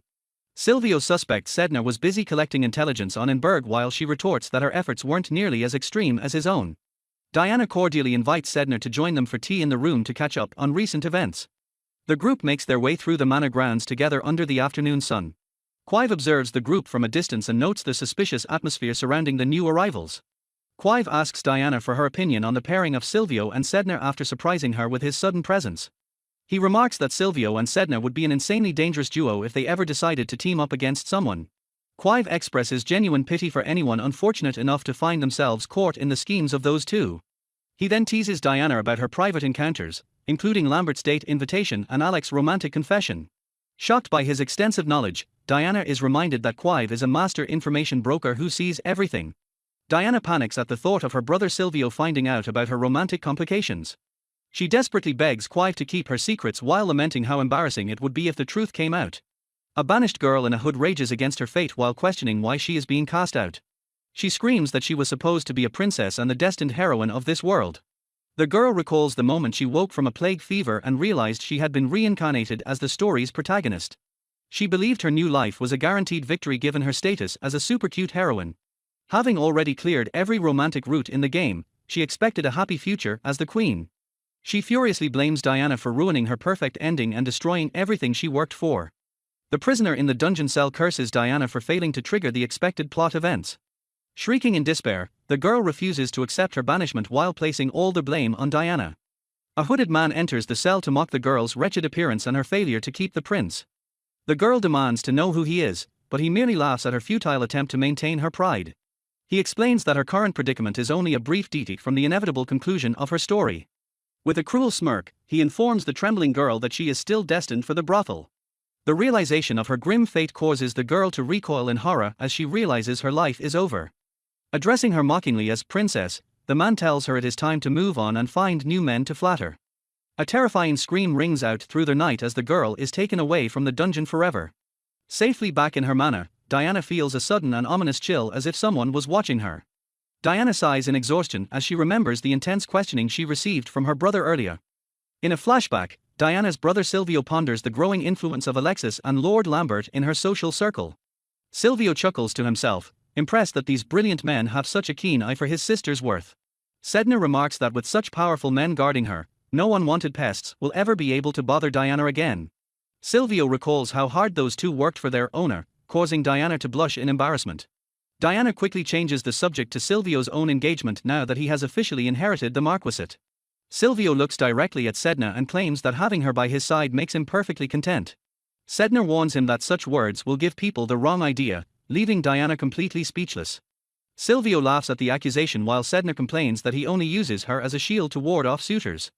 Diana watches the pair interact and realizes she has never seen her brother keep a woman so close to him before. She admits to herself that she would be genuinely happy if Sedna eventually became her sister-in-law. The flashback ends as Diana remains deep in thought about the unique bond between Silvio and Sedna. The following morning, a maid interrupts Diana to deliver an urgent letter from a marquis's household. After reading the mysterious message, Diana immediately asks Hannah to help her prepare a fresh change of clothes. Diana makes her way to the entrance of the estate to welcome the guest who has arrived so suddenly. She finds Alexis waiting for her and offers a warm welcome to their family home. Alexis politely asks if Lord Silvio is currently present so that he may offer a formal greeting. Diana explains that her brother is still resting in bed after his long and tiring journey from UL. Shifting his focus, Alexis asks Diana if she has any particular plans or business for the rest of the day. Diana looks up at him and confesses that she is actually quite free with nothing scheduled at all. Lambert approaches Diana and asks if she would be willing to give him some of her time for a private request. Diana wonders if he has business to attend to in town, but Lambert clarifies he is currently free of errands. Lambert smiles as he reminds Diana of his previous promise to take her out on a date. He proposes a walk around town together, suggesting they visit a place she might find interesting. Lambert admits his position made it difficult to ask at the manor as Diana considers the charming proposal. Diana notes how the usually self-assured Lambert seems slightly unsure as he waits for her answer. Diana joyfully accepts the offer, agreeing that a stroll through the city sounds like a lovely idea. Lambert's face brightens with relief and a genuine, happy smile at her enthusiastic response. Diana is momentarily stunned by the sight of Lambert's rare and beautiful smile. The pair sets out from the carriage, ready to begin their exploration of the city's sights. Locals and vendors offer friendly greetings as the couple begins their walk through their vibrant streets. Diana looks around with genuine wonder, clearly delighted by the lively atmosphere of the town. Lambert leads her to a grand building, revealing it is the most prestigious art museum in Edinburgh. Inside, Diana is immediately captivated by the magnificent scale and beauty of the museum's interior. Lambert asks if any particular piece of art has caught her interest as they browse the collection. Diana stops to admire a beautiful portrait, which Lambert explains is a work by the late Lord Geberk. He describes Geberk as a noble painter whose subtle style earned great acclaim after his passing. Lambert shares the artist's tragic history, noting that Geberk eventually lost his title to debt and bankruptcy. Staring at the painting, Diana feels a strange sense of familiarity, as if she has seen it somewhere before. Lambert offers to take custody of the painting while the building undergoes renovations to become an inn. He confesses that the artwork is a personal favorite of his while Diana remains lost in thought. Upon returning to the manor, the pair is greeted by Diana's brother Silvio, who welcomes them home. Silvio apologizes for falling asleep earlier, while Diana is pleasantly surprised to see him awake and well. The protective brother thanks Lambert for looking after his sister during their time away. Lambert politely dismisses the gratitude and asks Silvio how he is feeling after his exhausting journey. With a gentle look at Diana, Lambert tells Silvio that he had a wonderful time thanks to her company. Diana blushes and insists she is the one who should be grateful for such a pleasant day. Sedna begins to tease Diana about the success of the outing, causing the young lady to shyly protest. Lambert approaches Sedna for a private word, stating he has something important he needs to ask her. He asks if she recalls a small painting of a little girl that hung in the owner's room before the renovation. Sedna confesses she is keeping the painting herself, prompting Diana to express relief for its safety. Sedna questions whether Diana is actually aware of the person who painted the portrait. Diana confirms that she does indeed know the artist's identity. Sedna asks for confirmation if the artist of the painting is someone named Geberk. She points out that there is a very clear signature located on the back of the painting. Sedna shares that the piece is a favorite of hers despite the tragic fate of Geberk's family after he went bankrupt. Observing Diana's gloom, Sedna guesses she saw similar works while visiting the Royal Art Museum with Lord Lambert. Diana reflects privately on matters she believes she shouldn't interfere with while considering the situation of that girl. She ultimately decides that she will not ask any further questions regarding the matter for now. Diana looks at Sedna and expresses her sincere desire to be someone Sedna can rely on whenever necessary. Highlighting their deep trust, Diana notes that she is always the one receiving help from Sedna. Sedna drops a bombshell by revealing that she is Geberk's granddaughter and that Inberg is her hometown. She explains that her grandfather often painted portraits of her as a child, including the one from the brothel. Sedna admits she was happy that Diana, the new owner, chose to continue displaying the portrait. Hugging Sedna tightly, Diana thanks her and realizes the brothel sale was a protective measure. She questions if Sedna's easy agreement was motivated by a fear that Diana might end up in a similar situation. Sedna reacts with gentle amusement as she accepts Diana's emotional embrace. Diana acknowledges the misfortune of Sedna's family but praises her strength to not be defeated by her circumstances. Silvio confirms that Sedna shared her history with him personally as Diana looks on in surprise. Silvio discusses Yuel's efforts to regain the people's trust following the Prince Safalo scandal and mentions summoning Lord Lambert. He asks Diana if she was aware that the prince's close aides were also appropriately punished. Silvio moves the discussion to the mastermind, Sophia Morgana, confirming that she was also punished for her crimes. Diana is stunned into silence when her brother reveals that Sophia has mysteriously disappeared.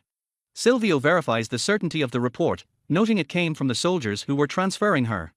He explains that unknown assailants attacked the carriage during Sophia's exile, suggesting a well-executed plot aided by an informant. A horrified Diana learns that Sophia was kidnapped and remains missing despite intensive search efforts. Sedna addresses Diana as owner and reveals she has an idea regarding the mastermind's disappearance. Sedna theorized that Sophia was likely kidnapped by a band of human traffickers who roam foreign lands. She shares that her own investigation into whispers from local prostitutes confirmed traces of the traffickers' dealings. To the group's shock, Sedna reveals that further investigation proves this trafficking group is based right in Inberg. Alexis asserts that the intelligence gathered by the Amethyst family's spies is completely reliable. Facing Prince Lambert, Alexis guarantees the investigation's accuracy and offers to produce the formal report. Lambert offers a brief apology to Sedna for his earlier skepticism before inquiring why the group operates out of Inberg. Alexis reveals that a specific noble within the city is currently employing the group for their own schemes. He explains that the members were previously dispersed across various nations but have recently converged on a single domain. Lambert notes with a heavy tone that the domain in question happens to be Alexis's birthplace. They identify the merchant-rooted Kyopker family as the ones who seized the title and domain after Lord Geberk fell. Alexis praises Prince Lambert's sharp intellect and extensive knowledge regarding regional noble history. The weight of the discovery lingers as the group contemplates their next strategic move. Lambert concludes that a woman named Sophia was almost certainly kidnapped by the mysterious organization. To ensure Diana's safety, the prince declares that both he and Sedna will remain at the estate indefinitely. Diana admits their presence is a great comfort and asks if staying will truly cause them no trouble. Though she yearned for a peaceful life, Diana accepts that the academy remains dangerous and places her trust in Lambert. The following morning, Diana walks through the gates of Inberg Royal Academy with a pensive expression. Romilda charges forward and shouts a vibrant morning greeting that sends Diana recoiling in surprise. Noticing Diana's visible shock, Romilda offers a hurried apology for her excessive morning energy. Rosa approaches and reprimands Romilda for abandoning her at the station and startling Diana. Rosa mentions she often hitches a ride in Alexis's carriage because her own home is a grueling walk from the school. Seeing Diana's preoccupation, Rosa asks with genuine worry if her health has taken another turn for the worse. Diana reassures her friends that she is perfectly fine and was only momentarily lost in her own thoughts. Diana's internal focus shifts as she senses Lady Julian Amos watching her with a startled look of recognition. Moving with purpose, Diana makes her way across the academy courtyard toward the girl standing alone. Diana breaks the silence by softly addressing the girl as Lady Julian. Julian bows deeply and apologizes for the abrupt meeting while Diana tells her to set her mind at ease. Overwhelmed by the encounter, Julian realizes that the noble girl standing before her is the same one from the infirmary. Diana confirms the connection and looks at Julian with a kind and welcoming expression. Romilda chimes in and curiously asks if Julian is one of Diana's previous acquaintances. Diana recounts their first meeting in the infirmary where she had cared for Julian during a high fever. Julian bows again and expresses her profound gratitude for the selfless help Diana provided that day. The morning warning bell echoes through the air, signaling the trio to hurry to their lectures immediately. Julian approaches a surprised Diana after school, requesting a private moment of her time to discuss a serious matter. Diana agrees to listen but notices Julian's gaze shifting nervously toward the corner of the building as if someone is watching. Suspecting a trap, Lambert watches from the shadows as Julian specifically requests that Diana's male guard be present for their talk. Diana accepts the unusual condition, prompting a flustered Julian to steel herself for the upcoming revelation. Hesitating before her superior, Julian warns Diana that she might sound insane before diving into her shocking explanation. Diana waits in tense silence as the young girl prepares to reveal a secret that could change everything. Julian stuns Diana by correctly identifying her as their villainess from the kingdom of Ul, Lady Diana Amethyst. The term villainess leaves Diana in a state of absolute shock, wondering how a stranger in this country could possibly know her past. Diana immediately assumes that Julian must have some secret connection to the kingdom of Ul to know her full name and title. The realization that Julian used such a specific term as villainess makes Diana realize this encounter is no mere coincidence. A shadow falls over Diana's expression as she wonders if Julian is another reincarnated soul like the meddlesome Sophia. Sensing the tension, Julian quickly clarifies that she has absolutely no intention of disrespecting Diana despite the harsh label.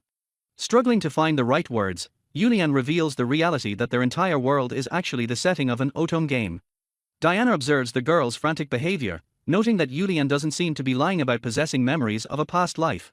The conversation is suddenly interrupted when Lambert reveals himself, causing Diana to wonder how he already knows the girl's name. Lambert scolds his sister for her long-windedness, while Julian retorts that he only intervened because he was bored of waiting.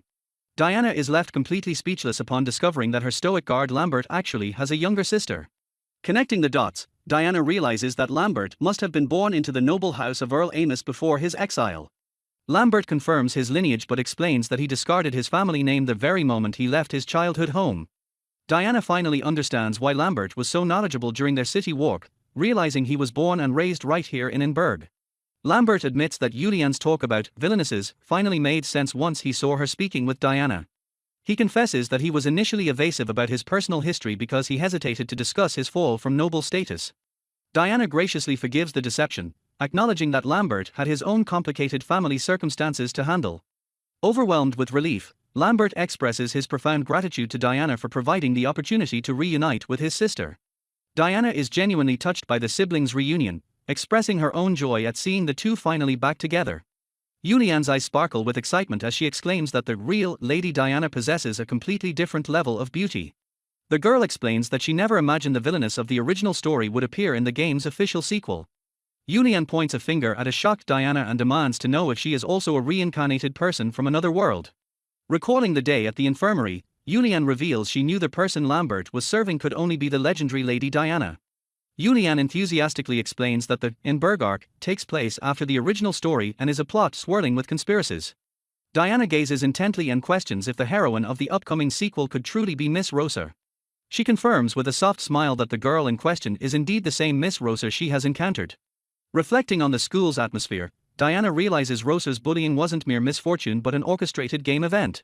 She concludes that the recent garden incident occurred solely because Rosa occupies the destined role of the story's heroine. Diana calls out to Lady Yulian to verify her earlier mention of an added bad end for the sequel. Yulian frantically asks Diana to drop the formal honorifics since she considers herself a mere background character. Pressing for clarity, Diana asks Yulian to elaborate on the details of the sequel's potential tragic conclusion. Yulian confirms Diana's suspicion and solemnly validates the existence of the newly added bad end. Despite her vigilance, Yulian notes that various events ever since her enrollment feel fundamentally different from the main story. She points out that the hidden character Lord Lambert returned significantly earlier than his original schedule dictates. Yulian continues her analysis by observing that Lady Roser's critical dance class event flag failed to trigger as expected. Presenting her work, Yulian shows Diana a detailed chart of root branches she painstakingly reconstructed from her memory. Yulian reveals with infectious excitement that her dearest wish is finally about to come true. She confesses her dream of being a background noble who simply watches a beautiful love story unfold rather than participating in it. Though confused by the jargon, Diana listens as Yulian explains her passion for collecting every romantic event record. Yulian explains that other romance events are currently triggering sporadically and without their designated narrative order. She highlights that the prince's total devotion to Lady Eleonora is another major deviation from his role as a capture target. Diana is struck by the realization that these anomalous events were specifically things that happened to her persona, Dia Volter. Recognizing her value, Diana formally requests Yulian's assistance as a reincarnated individual who knows the sequel's secrets. Yulian enthusiastically accepts the request and pledges her full cooperation without a moment's hesitation. Apologizing for appearing like a snoop, Yulian admits she has been well aware of Diana's positive relations with her peers. Yulian offers her specialized knowledge to serve Diana and help prevent the catastrophic bad end awaiting Lady Roser. Overwhelmed by the support, Diana offers her sincere gratitude to Lady Yulian for joining her cause. After Yulian departs for home, Diana prepares to head back while contemplating the valuable information she just obtained. Diana tells her companion they must inform her brother Silvio and the others about these findings as they prepare to leave. Her companion suddenly spots a familiar young lady and asks if that is the person they were just discussing. Diana looks toward the brush and points out Lady Roser as the girl waves cheerfully from the distance. Roser approaches with a radiant and innocent smile that warms the surrounding garden atmosphere. Looking at her friend with a gentle and determined expression, Diana silently reaffirms her resolve to protect Lady Roser.